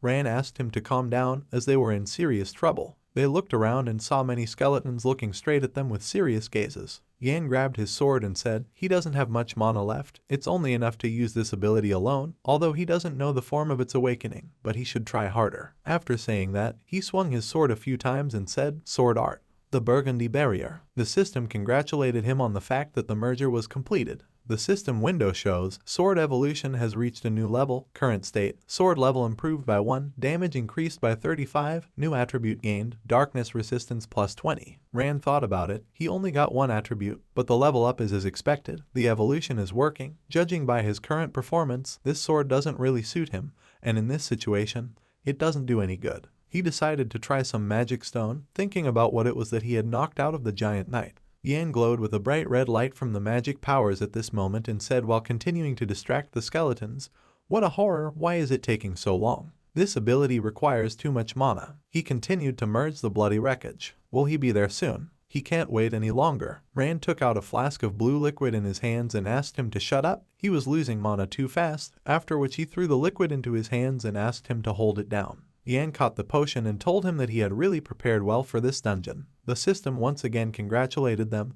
and the merger was completed. Rand looked out the window and said with a puzzled expression, "This is." Yan asked him what was going on there. System window reported, attention gained form of giant sword, level 2, in ancient times knights concentrated all their will in the blade, in the process of evolution received a new form of giant sword. In this form the owner of the weapon gets new characteristics, damage, protection from physical attacks and strength increases by 30%, attack speed, agility and critical damage is reduced by 50%. At this point, he began to wonder why this form listed level 2. Is it because he raised the level of the evolution sword before? As much as his blade holds, he can't stop thinking about how to become even stronger. Asura hilt, well, he'll see what it can do. He picked up the sword and used the fusion ability. The system window reports, when merging with the Asura hilt, a new active ability has been obtained, Dance of the Bloody Rampage. Please select a form for it. He was surprised by what was happening and thought, a new ability. It's a good thing that Giant Sword is just a mode, activating the shape of a giant sword. The system window notifies, Blood Frenzy Dance can be used in the form of a giant sword. When activated, the blade is soaked in the owner's bloodlust, a dangerous and difficult to control ability. With each second of the action of Blood Frenzy Dance, the owner loses 2% of the total health reserve. Yan's face was already dripping with sweat from exhaustion, and he said, "How much longer do you need to wait for him?" He can't stand it any longer. Ran replied, he's ready, so let him show off his new ability. At this moment, he activated his giant sword, which began to emit dim magic rays, and Yan spoke, now it's his turn to fight the mobs. He will step aside for now. The skeletons were aiming to destroy them. Ran looked at these creatures with a bright eye and seriousness in his gaze and said, he will test the sword on these dead souls. After saying that, he started swinging his sword in different directions and killing one skeleton after another with incredible ease. Yan, when he saw this, was very surprised and dumbfounded, saying, what's going on? Ran turned to him and said, clearing mobs is not a problem for them, now we need to deal with Seth. Rushed into a fierce fight. Yan ran to help him and said, boy, he's too strong. What had he been doing while they were crossing the Sea of Oblivion? Ran replied, the system sent him to the Sky Tower. While he was there, he leveled up. Yan replied that this was the first time he had ever heard of the Sky Tower being able to level up like this. At this moment, he thought, the new abilities have quite good effects, only the Blood Frenzy dance requires a lot of health, but if you combine this with the pumping treatment, you can achieve a good synergy of abilities. The Blood Frenzy dance takes 2% of the total health reserve, and since the pumping treatment has risen to level 2 with the improvement of the sword, this restores the same 2% health. In other words, even though he loses some health at the beginning of the fight when he activates the dance, he regains everything he lost by activating the draining treatment. The only problem is that draining healing drains his mana, so the only way to win here is to finish the fight as soon as possible. They continued to fight fiercely, and suddenly Ran got closer to Seth and told him to attack with his sword, then told him to die, Seth. Seth told him back, the nameless boy, does he really think that if he gets close to him, he can kill Seth himself? Suddenly, the sword hit his body and his blue blood began to spill out. He asked in surprise, what's going on? It was Yan who stuck his sword into him and asked him a question, so he didn't expect this, Seth. He had been waiting for this moment for a very long time. Seth told him, that's how he hits from the back. He grabbed the tip of it and informed him that he would definitely not be able to escape from it now. Red-haired, he can replicate that ability he showed them, Death Blow. At this moment, the entire area was lit up with a bright blue color. Yan was dumbfounded by what was happening and dumbfounded, and Seth laughed and told him to feel death entering his muscles and bones. Ran started shouting, see Yan. Yan only screamed in terror and pain, and then said with gritted teeth and narrowed eyes, what a horror, his attack is 1,000 times stronger. But he won't let go of the blade. Song Ran, he has to do something for him, he's strong enough, but let him leave the boss to him. Ran gave him a deep look and replied, okay, friend, he believes him. Ran looked straight up at the monster, and after their conversation, Seth asked him again, does he believe it? He laughed at what was happening and continued to say, something like this can only be heard from a person, they just don't have any other choice anymore. As long as he holds his blade, he will die painfully and slowly. If he lets go, he will miss the only chance of victory, or does he think that this guy is able to save him as long as he is by his side? The difference in their strength wouldn't change just because he was angry. He gripped the stick tightly and told it to test its power, then tapped the stick on the ground and the entire area was flooded with a bright magical light. Yan shouted loudly. Ran continued to watch the scene and thought, finding himself in a stupor, see Yan, the army of the dead is getting closer. Yan started shouting angrily. He would say it again, he wouldn't let go of the blade that had stabbed him in the chest, all because he still didn't understand the whole point of what was happening.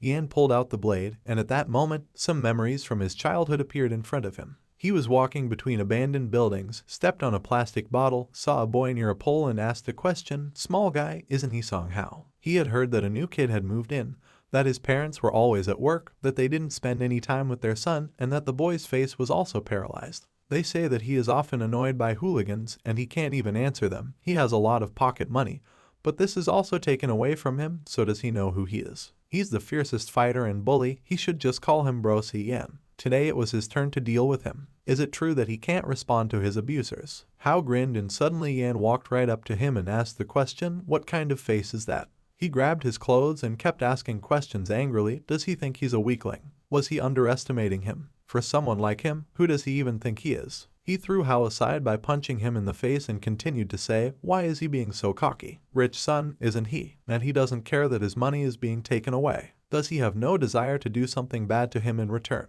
That's how he responds to someone else's help, isn't it? It doesn't matter, he's really stubborn. Hao looked at him in bewilderment, trying to get up from the ground. But he ran up to him a second time, grabbed him by the neck and asked him to hand over all the money and then he would leave. Hao told him, they're just a bunch of trash. After that, he grabbed his hand and said, kid. Yan looked at him questioningly and asked, what's going on? He bit his arm and Yan tried to pull his hand away with wariness, but suddenly his blood spilled out and Hao started shouting at him that he was going to disfigure him. Yan kept saying, what a freak, little one, how cheeky he is. Hao told him that he was just a red-haired jerk. He answered him, today he will pay for it. After the feud, they stopped to catch their breath, and Yan told him that he really knew how to fight. Hao replied to him, he wants to get some extra, freak. Yan replied, no, he had had enough. After which, he grabbed his wooden sword, handed it to Hao and asked him to hold it. He personally made this wooden sword called Crimson. It's his sword now. Hao looked at him in surprise and couldn't say anything. Yan continued to talk. They say that as long as one person doesn't fight another person, they won't be able to recognize him. Now they are friends with him. Now he will teach him how to use this sword. First you need to apply force in the pelvic area, bend the blade with the blade up and swing. At the same time he should shout out, sword art, Shining Fang. He showed him the right moves. Hao took the sword in his hands and said with a sneer, Shining Fang, what a terrible name. Yan laughed at his words and said, it doesn't matter, he should remember that if someone else is bothering him while he is ready to fight his enemies, he will come to his aid just like this blade. At that moment, a guy came up to them and grabbed his sword, after which he addressed him as a little guy and asked the question, he doesn't think that he is a hero with this wooden stick, does he? And this is probably his girlfriend. Another bully guy came up to this guy and together they dragged Yan and Hao by their clothes on the floor. The guy continued to talk. He had problems with money. He would like to borrow from his girlfriend, and after meeting him, he became so cheeky. The other guy said to Hao while grabbing him that he should give them all the money and not move. Hao shouted loudly for them to take his money, but didn't touch Yan. The guy threw it on the ground and asked the question, what horror, why did it become so bold? At that moment, they broke their wooden swords in half and the guy started talking, also shouted something about the art of the sword. Does he think he's a hunter? With such and such a toothpick in your hands. The other guy chuckled and asked him, he really decided to scare them, right? They stomped on the remains of the wooden sword and continued to say that they could be dealt with in just one blow. After that, they left, continuing to mock the guys and how Yan decided to become a hunter, what kind of jerks they were. Yan's face turned purple, and he apologized to Hao with a sense of shame. He started to pick up the remains of the chopsticks, then Hao grabbed his shoulder and said, see Yan, is he okay? He replied that he was unable to protect it. Hao called his name again and asked him to stop, then said, he thinks he's a star. He didn't think he was fit for this world, no matter what others did, no matter how much they bullied him. He didn't pay attention to it. He thought it was just a small matter, but he taught him how to fight. He raised his foot, but Yan walked away from him. After a while, in a busy place in the classroom of the school, some guys stopped at the window and began to discuss, you need to look there. That guy from the next class challenged a high school student to a fight. Wow, the same guy who was always beaten up by everyone. What's his name? Hong Jiao. It seems that he ran into a rich excellent student today, Ogrebet. Yan, in turn, was sitting at his desk, pen in hand, and flipping through a page of his notebook.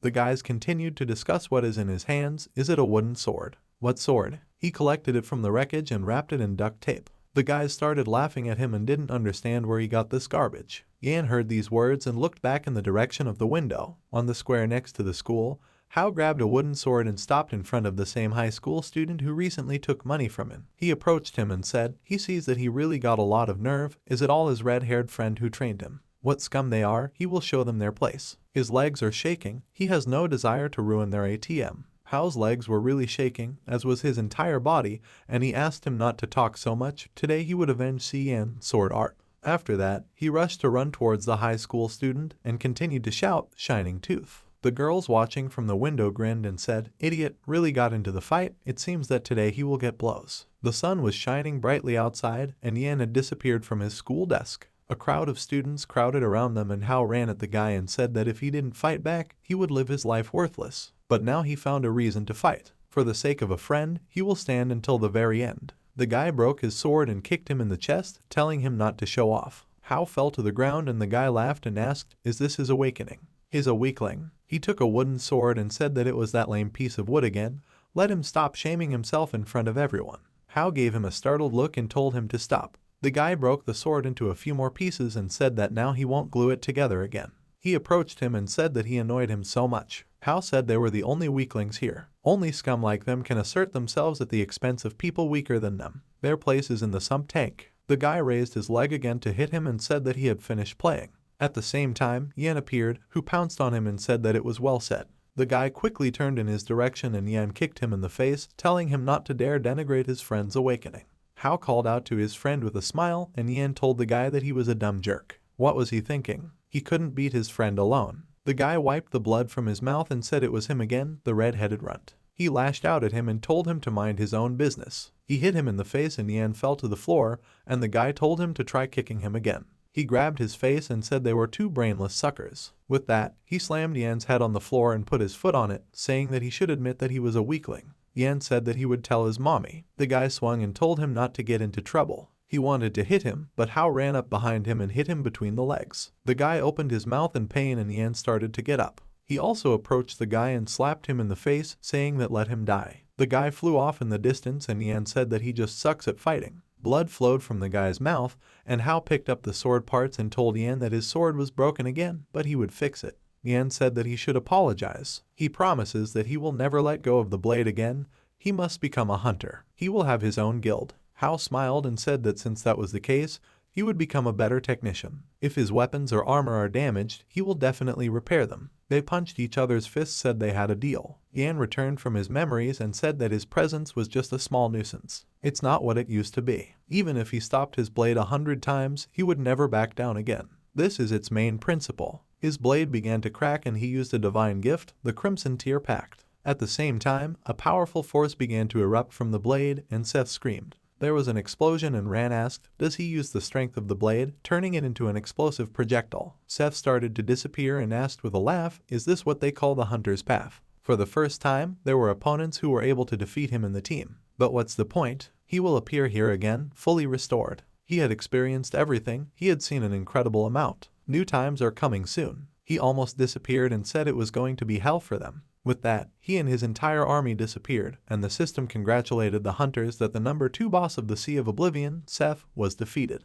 Ran approached Yan and said that he was a good fighter. Yan told him to stop, all thanks to his mana. With it, he was able to activate his last ability, but he missed something. Ran asked, what is it? Yan said he was very stupid. He had once seen Xiaobai discard all her equipment and was able to defeat the boss, so he wasn't afraid of smashing his blade because he was going to pick up what would fall out of the boss, but who knew that this thing would fall out of it? He pointed at the magic shard and Ran said it was better than nothing. He had killed it, so it was his. Yan said that he can't fight anymore, and they can only open the rest of the dungeons with this thing, so he asks that he go through the rest of the dungeons for him and save the shard of the chosen one. Let him take it, open the gate, and when he passes the dungeon, then let him return it to him, then Hao will make him a new sword. Ran picked up the shard and was very surprised to see that the system reported that it was a shard of the chosen set. Epic. This is a special artifact of the Sea of Oblivion. This is the power of the god set. Fusion is also possible. Ran thought he might be able to connect the shard to the sword. He told Yan that since that was the case, he would take it. He asked if he'd heard Seth's last words. He said that new times were coming soon and hell for them. Does he think such speeches are installed in his dialogues? Yan agreed that these were very strange words, but it didn't matter now. They'll go through this dungeon the old-fashioned way. Suddenly, the system reported that abnormal changes were detected. The underground city will be updated soon. They were surprised and thought that the system had never had any anomalies. Was it all because of his appearance in the dungeon? The system has announced that the countdown is starting. A thundercloud began to gather around the top of the pyramid, and one of the hunters asked Mr. Liu, did he hear that voice? What's happening? He replied that he did not know. There were no such cases in the history of the association. Wang Fen said that there were so many problems, and that's probably why they were sent here. First it's a door, now it's seasonal. Liu Wen told him to shut his mouth. He knows the consequences of such talk. Before the trio left, he was assigned to look after 2 people, Ran and Suki. Their target is them. Wang Fen chuckled in displeasure, and in the meantime, the countdown reached 3. The huge doors began to open, illuminating the monster that was sitting on the throne, and then the countdown ended. The system reported that the countdown is complete, the raid is being updated, let them wait. Ran found himself back in the white space and thought that every time he moved from one dungeon to another, this white space would appear. Why is he here? Lately, he's starting to think more and more that this system is too real. The system reported that the raid was updated. Snow began to fall from the clouds that filled the entire sky. The hunters looked up in surprise and someone said that it was snowing in the desert. Someone asked, so this raid has been updated.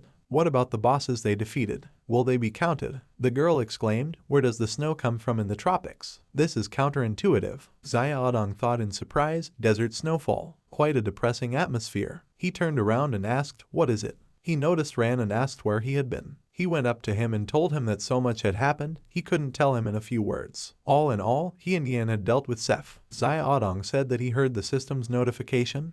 Great job. Xiaobai came up to them and said that he finally showed up. She was so worried about him. Ran said that to be honest, he wasn't even going to come back. Guild leader Wang Tu chimed in and asked who it was. Then Ran himself showed up. It seems that they didn't agree on something, right? Ran replied that he had nothing to talk about with the Huang Chu Guild. Xing Jiu spread his hands and asked, does he think no one knows anything? He was extremely lucky to become an awakened one, but because of his awakening, so many people died in that dungeon. He turned to the other hunters and asked, do they think this strange raid update is related to this trash? Luo Wen said Wang Fen's name in displeasure, and he said that even if he didn't think so, he didn't tell him anything about the awakened ones. Xing Jiu grabbed Ran's clothes and said, is he sure he still remembers how he disgraced his guild? Ran said that then he should remember what happened to that girl because of her bad tongue. He pushed the man's hand away and took out his dagger, thinking, does he want to fight him? He promises he won't have time to say a word. Luo Wen reached out to everyone and said that he could give them a guarantee that the raid update had nothing to do with Songran.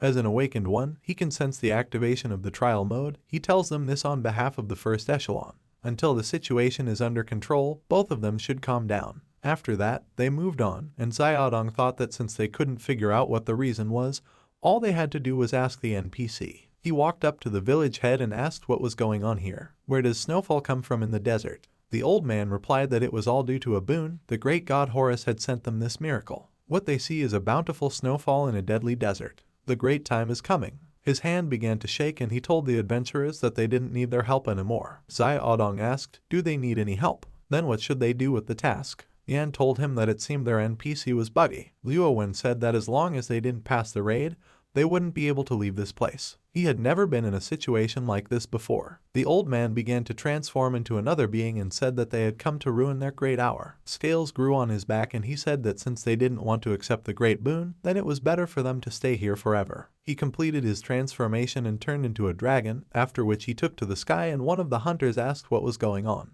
The NPC turned into a monster. Jiao said it's a giant dragon-class monster, things are bad. Wang Fen said that it was some kind of earth dragon, they would easily deal with it. The dragon continued to soar in the sky and Jiao asked Mr. Liu, what should they do? He replied that they needed to attack. All hands go to battle. Wen said that huge dragons have very precise directional attacks. Dragon breath and air attacks are best for low-level hunters to dodge, and let the high-level ones keep their aggression to themselves. The dragon gathered a clot of energy in its mouth and released it directly at the hunters. They started to fight back, and Xiaodong said that the situation was out of control. They urgently need to find out what happened in the Horus Pyramid. Who is ready to go there to check? Ran volunteered and said he was afraid things didn't go according to plan because of him. If he's involved in this, then he should go. Xiaodong asked who else. Xing Jiu smiled and said that it was all related to him. That stupid girl had done something again, and he should go with him. After all, she's a member of his guild. Wen said he was against it. This guy has a problem with his wounds, so he doesn't trust him. Xing Jiu snorted and said that he didn't care. Wen said that he offers to go to the Horus Pyramid to him and Ran. Whatever happens in the pyramid, he is one of the first-tier participants. He will be able to stabilize the situation. Wang Fen will take command here. Wang Fen said they didn't need him here. He told Xiaodong not to be afraid. This thing wasn't even close to being compared to dragons. Let there be at least 100 of them. It's nothing to him. Xiaodong agreed and said that they would do as Mr. Luo said. After that, Ran and Wen went to the pyramid and Wen gave him an interested look, and then he asked, is it true that all the hunters died in the raid because of his awakening? Ran confirmed his words, and Wen said that then the raid mode changes to a test when you first wake up. Because of the sudden increase in the difficulty of the dungeon, such deplorable events occur. This is a frequent occurrence, albeit a terrible one. But he shouldn't be ashamed of it, and the problem with Suki isn't entirely his fault. Ran agreed and said that Deputy Cian had told him about the awakening. But he's not here out of guilt. He turned to Mr. Luo and said that he was in the first tier, so he was also an awakened one. When this happened to him, was it a similar situation? Wen asked in surprise, with him. After a short pause, he replied that he had gone on a raid as part of a young guild with other newcomers. Although the raid was low level, it brought quite a bit of rookie death. He called out to Ran and asked, when did he become an awakened one? Did any other changes occur to him? For example, the desire to kill, detachment, cruelty. In a word, doesn't he feel like he's suddenly become a different person? Ran replied that he thought so. Wen said that this is the fate of any awakened person, madness. At first, his vision of the world changes, and then, with increasing strength, negative emotions take over him, even the first echelon. He asked, has he ever been to the Sky Tower outside of challenge mode? Ran asked what kind of place it was. Wen replied that it was a grave for all losers. Suddenly, he noticed something and turned around, exclaiming that there was a horde of mobs. Apparently, after the update, the Sea of Oblivion has changed a lot. When he went through this raid, there was never such a large number of mobs. Rand took out the evolution sword and when told him to wait, let him display the power of the first echelon. Let it feel the circulation. He began to move his hands and said that everything in the world is like a river, but even a small pebble can disturb the peace of the world. The monsters continued to advance, and Wen spread his legs wide and said that he could destroy hundreds of forms without physical existence with a single blow. His eyes lit up and he extended his hand forward, releasing a powerful stream of power that pierced through the monsters' bodies. Rand looked at it with admiration and thought that it was incredibly powerful. With one blow, he wiped out the horde of monsters. Nightmarish power in the hands of one person. It can replace several guilds at once. This is what the first-tier representatives are capable of. Wen finished his attack and sighed as the monster heads exploded. Rand thought that he had so much to learn. It's just a pity that he has no idea which direction to go in order to rise up to his level. Wen turned around and asked, why was he frozen? It's time for them to do more important things. Rand came back from his thoughts and said that he was coming. He followed it and thought, first echelon, then. He'll catch up with them soon enough. After a while, at the Horus Pyramid, they reached the entrance and Wen said that here they were. There's nothing suspicious to be seen from the outside, but even so, they shouldn't relax. Ran agreed with him and wondered what was going on here. At this time, in the center of the pyramid was Suki, which was under the rule of Horus. She said something about common sense, logic, information, observation, inference, and analysis. Now she understood. With the help of tentacles, she rose above the ground and said that she understood the truth of this world. Rand saw it and said her name, but then he stopped and asked if it wasn't her anymore. Wen had told him not to make any hasty moves. She was under the influence of a monster. He looked at her condition and, remembering the battle with the monster, thought that he seemed to understand everything. That's why the trio contacted him personally right before sending it. The commander-in-chief told him that on this mission, he must ensure the safety of Song Ran and Suki. But if he suddenly finds the situation getting out of hand, then let him do everything in the public interest. He came back from his memories and saw Rand walking forward and told him to stop. This is the battle he will take on. Suki, no, that creature must be destroyed. Suki noticed Rand walking up to her and asked, isn't he Ran? She laughed and said that she knew he was coming to see her. She kept repeating his name, sticking out her tongue crazily, and said that he had finally come. She attacked him and told him that he knew what an eye for an eye meant. In this gloomy pyramid, in an unfading tomb, Rand dodged the blows and Wen said that the situation was getting out of hand. He thought that the creature's speed was too fast, even he couldn't see its movements. He mustn't stall for time, otherwise Rand will die. Suki continued to attack and said that in this sea of hatred, the only thing she was waiting for was revenge. She kept throwing punches that he fought off and she said that he was the only one she was waiting for. As the sharp spike approached, he used the phantom ability and all of Suki's punches passed through it. He jerked back and jumped away, landing a few meters away from her. He said he knew she was angry and hated him. He is ready to ask for forgiveness because it was all his fault, but he doesn't want her to accept his apology in her current state. Suddenly, a part of Suki's consciousness was awakened, tears appeared in her eyes, and she said Rand's name. Wen noticed that she was slowing down and quickly approached her, saying that this was his chance. He used the form of a mountain river cleaving punch and pushed it straight into the wall. The hoop on her thighs split open and her lower body separated. Ran asked if she was dead. Wen replied that this was not the case.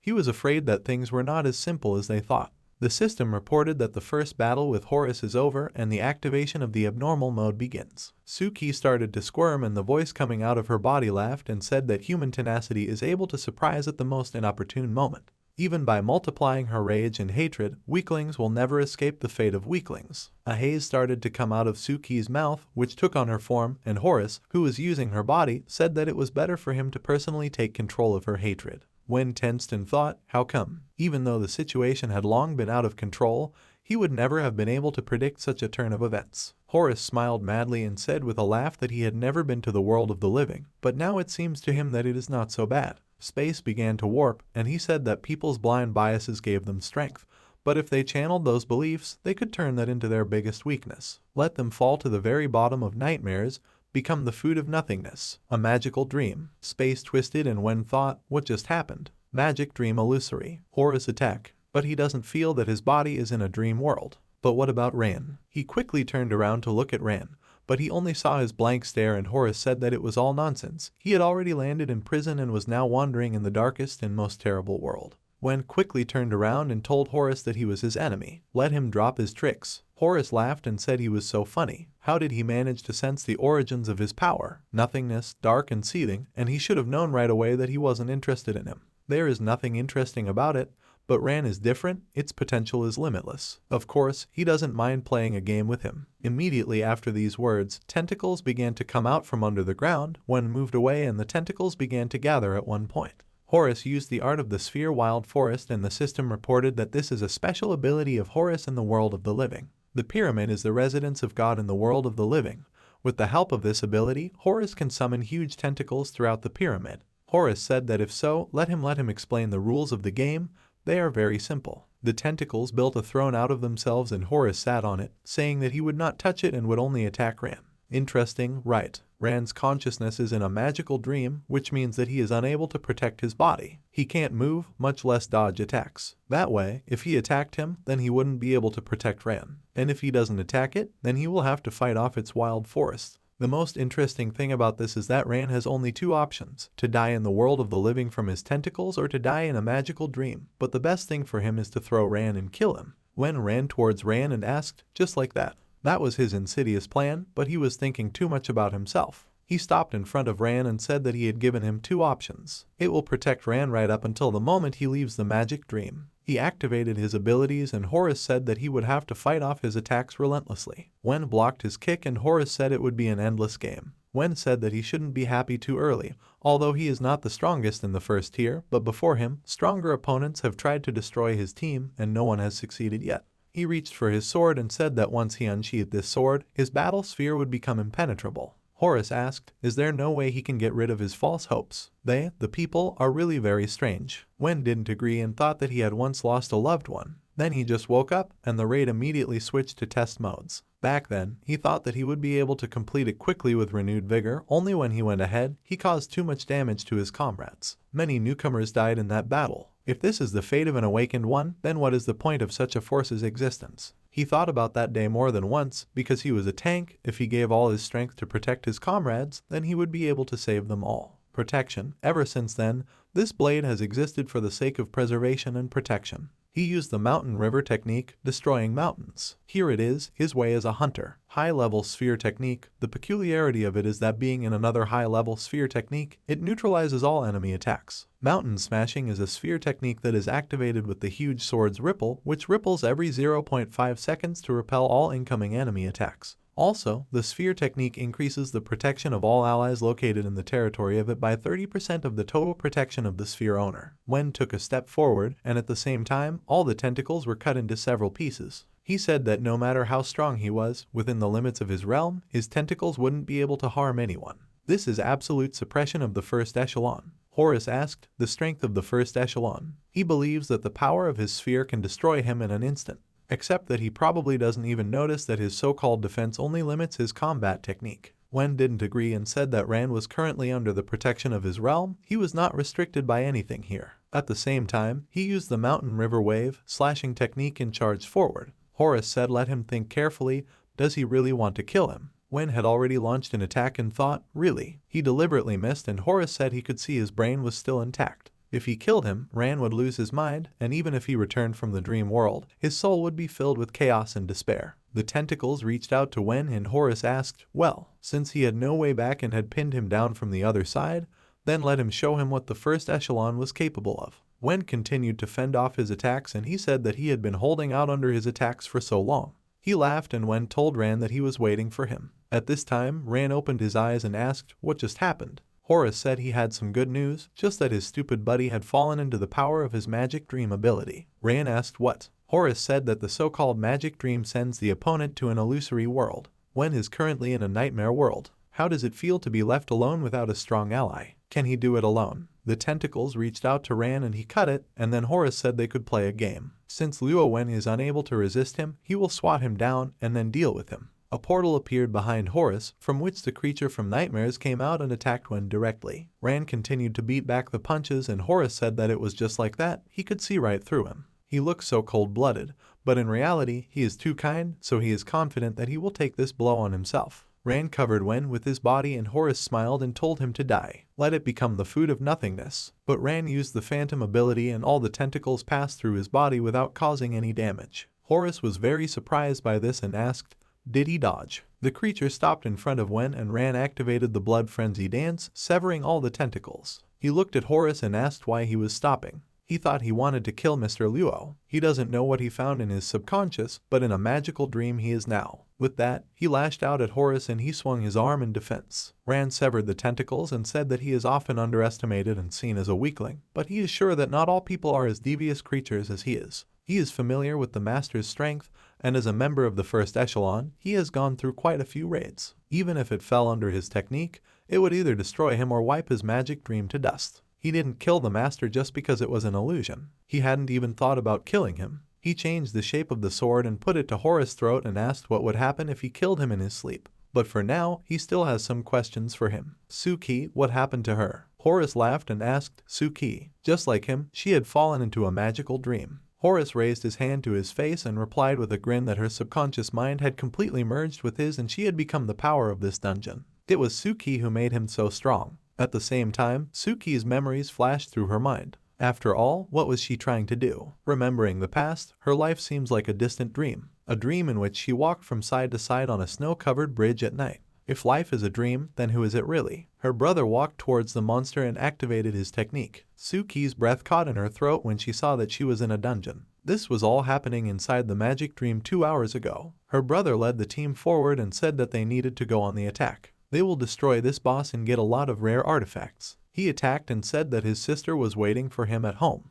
Suki heard this and realized that it was her brother's voice. The monster deflected her brother's blow, but it attacked him again and Suki told him to wait, she was coming to him. She ran to the door and opened it to see her brother inside the hall, who killed the monster and said that it was easy. Suddenly he turned around and noticed his sister. He asked what she was doing here. She wanted to say something to him, but he said it didn't matter, the boss was already killed. He hugged her and asked her what she wanted for dinner. Scrambled eggs with tomatoes. Or they could eat at a coffee shop and then he'd buy her something. She started crying and he started stroking her head, after which he wiped her tears and told her that she needed to stop crying. He asked her if she'd asked to go on the raid with them all the time, hadn't she? He pointed his finger at the items and told her to see how much was dropped from the boss. Her task is to collect everything. But suddenly Ran appeared and called out to them. Suki was horrified when she recognized the voice. Ran grinned and cut off her brother's head, saying that he would take these artifacts. Suki looked in horror at Ran, whose face was covered in blood, and her brother's head rolled on the floor. Ran said that it wasn't easy for them to get the artifacts, so why should only his sister get them? The other guy laughed and agreed with him. Another guy said that he was just trash, he still calls himself a gold rank. Ran turned to them and said that they would sell everything and raise a lot of gold on it. Suki glared at Ran with all her hatred and took out a cannon, and after that, she pointed it at him. Ran looked at her and said it wasn't bad. Let her hate him, let her kill him. He licked the blood off his dagger and said that it was he who killed her brother, all responsibility is his, he did it to him. She's already so big, and she's still hiding behind her worthless brother. She can only rely on his strength. She's so funny, and her brother is just a dumb jock. That's right, her brother is just a blockhead. Suki was angry and was about to shoot him, but suddenly her hand trembled and she said that something was wrong. She took a deep breath and said it wasn't Ran. Horace just chuckled in displeasure and Suki said that it was all just Horace abilities. Ran began to disappear and she said that his dream was very realistic, but there were 3 flaws in it. In the first place, Ran saved her that time, he wasn't a deranged nutcase. Second, she tried to kill Ran, but he used the phantom to let her hit him.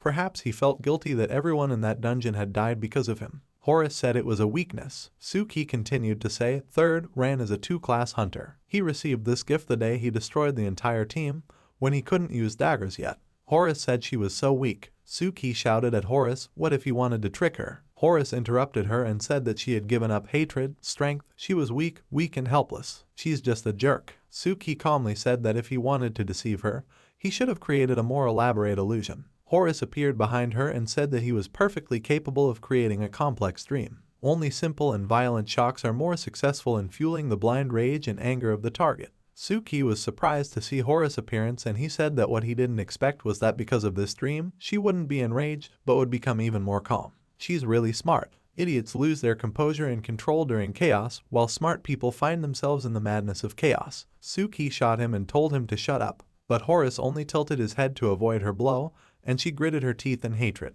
Horace laughed and told her not to think that he didn't know what she was thinking. The Wang-Tu Guild, her new home, they made her lose her way to becoming strong for revenge. She has become lazy and weak. Does she really think that this guild is her new home? Let her take a look at the new dream, and it will show her the true face of the Wang-Tu Guild. Suki disagreed and told her robot to activate the hacker model. She told Horace not to forget that this is a dungeon, which means the system controls the entire area. It is enough to get into the system area, and the creator of the system is the owner of it. The deeper they are in the world of illusions created by him, the closer they are to the system itself. He is an entity that is afraid to show its true face. Suki started to connect to the loophole and enter the program. After that, she was logged in and activated the low-level mode. Suki said he was caught. Horace smiled and said it was fine. She was able to enter the deepest part of the dream, the lower levels of the system, through a half-open door. This is the best way to see his true face. But deep sleep is still the same dream. Here his powers are limitless. What is it called there? That's right, it's like locking yourself in a cocoon. He extended his hand forward and released tentacles in her direction, saying something like that.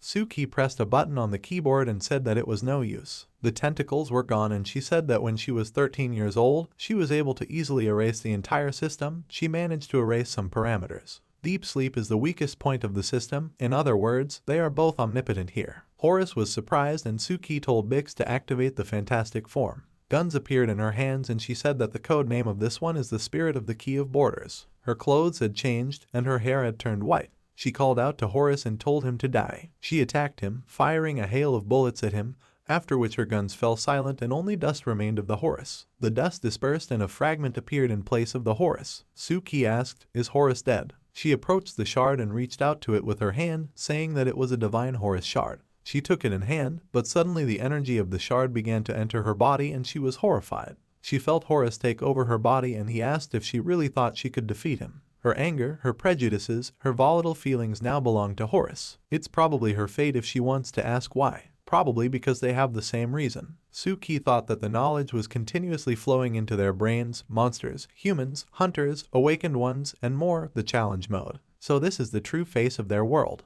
But she doesn't want to. Currently, inside Rand's magic dream. Horace asked, "How's it going?" Why did he stop talking? Rand kept his eyes fixed on Horace, and he said that he knew what he was thinking. It's easy to kill him, but the dungeon will regenerate him, but Suki's consciousness will disappear forever. That way, he would kill a human, but is she a human? It's up to him. Tentacles began to wrap around Rand's legs, and Horace said he was weak. Right now, outside of the magic dream, he's protected by his stupid boyfriend, but he can't kill him for the same reason. Not being able to bear the burden of killing a person is the strongest and most false weakness. The tentacles continued to wrap around Rand's body, and Horace said that only his current weakness determines the fate of his friends, Suki and Luo Wen. His time to think is running out. Either he would kill him now and show the power of the awakened one, or he would vanish into nothingness, eventually coming to the same conclusion. Rand lowered his sword and said that he never thought that he didn't have flaws and weaknesses. Horace looked at him questioningly, and Rand told him that he had received an E rank in the first hunter assessment.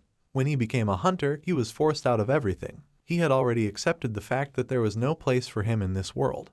But the evolutionary sword, the death of all his allies in the dungeon, it was inevitable. He kept thinking that he wasn't the problem. The problem is in the world itself. The death of people is natural. It is enough for him to become stronger. This is the only consolation for his fallen friends, but he still cannot achieve peace of mind. This is probably his mistake. If he wasn't there, nothing would have happened, so it's his fault, just his. If it wasn't for him, 10 of his friends would still be alive. That's the whole point. He asked Horace, doesn't he like to poke his nose into people's hearts? Then he will tell him how he feels. He feels incredibly guilty for the death of his friends. But along the way, he saw the inside of Cian, the power of the first echelon, and made new friends. He was also thinking, how should he use his power? He remembered when he and Wen were walking towards the pyramid, and he asked him to answer the question. Ran asked what question. Wen asked why he became a hunter. Then Ran replied that of course out of desperation, because the world was so cruel. He had to find the meaning of his existence. Tentacles continue to encircle his body, and he said that he is so weak, cowardly. Is he ready to accept such an insight?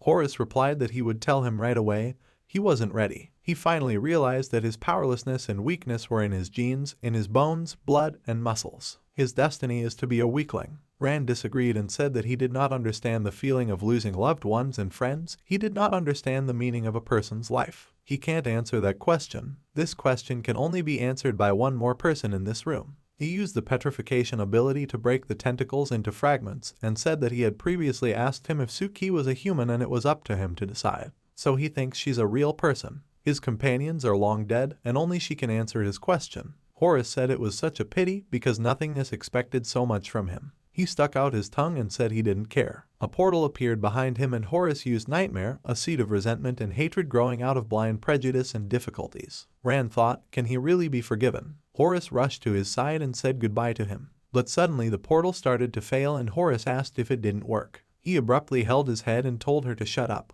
He started yelling at her to shut up. Horace fell to his knees and Suki appeared in his place. Called out to Rand and he thought it was her voice. He put his hand on her shoulder and asked, is that her? She needs to wake up, they're in a magical dream, they need to get out. Suki bowed her head and said that there was no turning back for her. She understood everything, being the creator and knowing the truth of all things, she can die. She put her hand on the floor, rearranging the system, and said that she understood everything, it wasn't his fault, it was up to her to apologize. Right after that, a system notification appeared that a change was taking place in the dungeon. The dungeon rules are being rewritten. The system detected an intrusion, stabilization drops, and the low-level architecture is being rebooted. System alert, new rules are being entered. The architecture reset has reached 35%. Suki told Rand that this was the last thing she could do. She has one request, let him kill Horace, her answer he will hear after that. She bowed her head again and told Rand with a sad smile that she didn't blame him. After that, it disappeared and Rand found himself in another space and returned to the image he was in at the very beginning of his awakened path.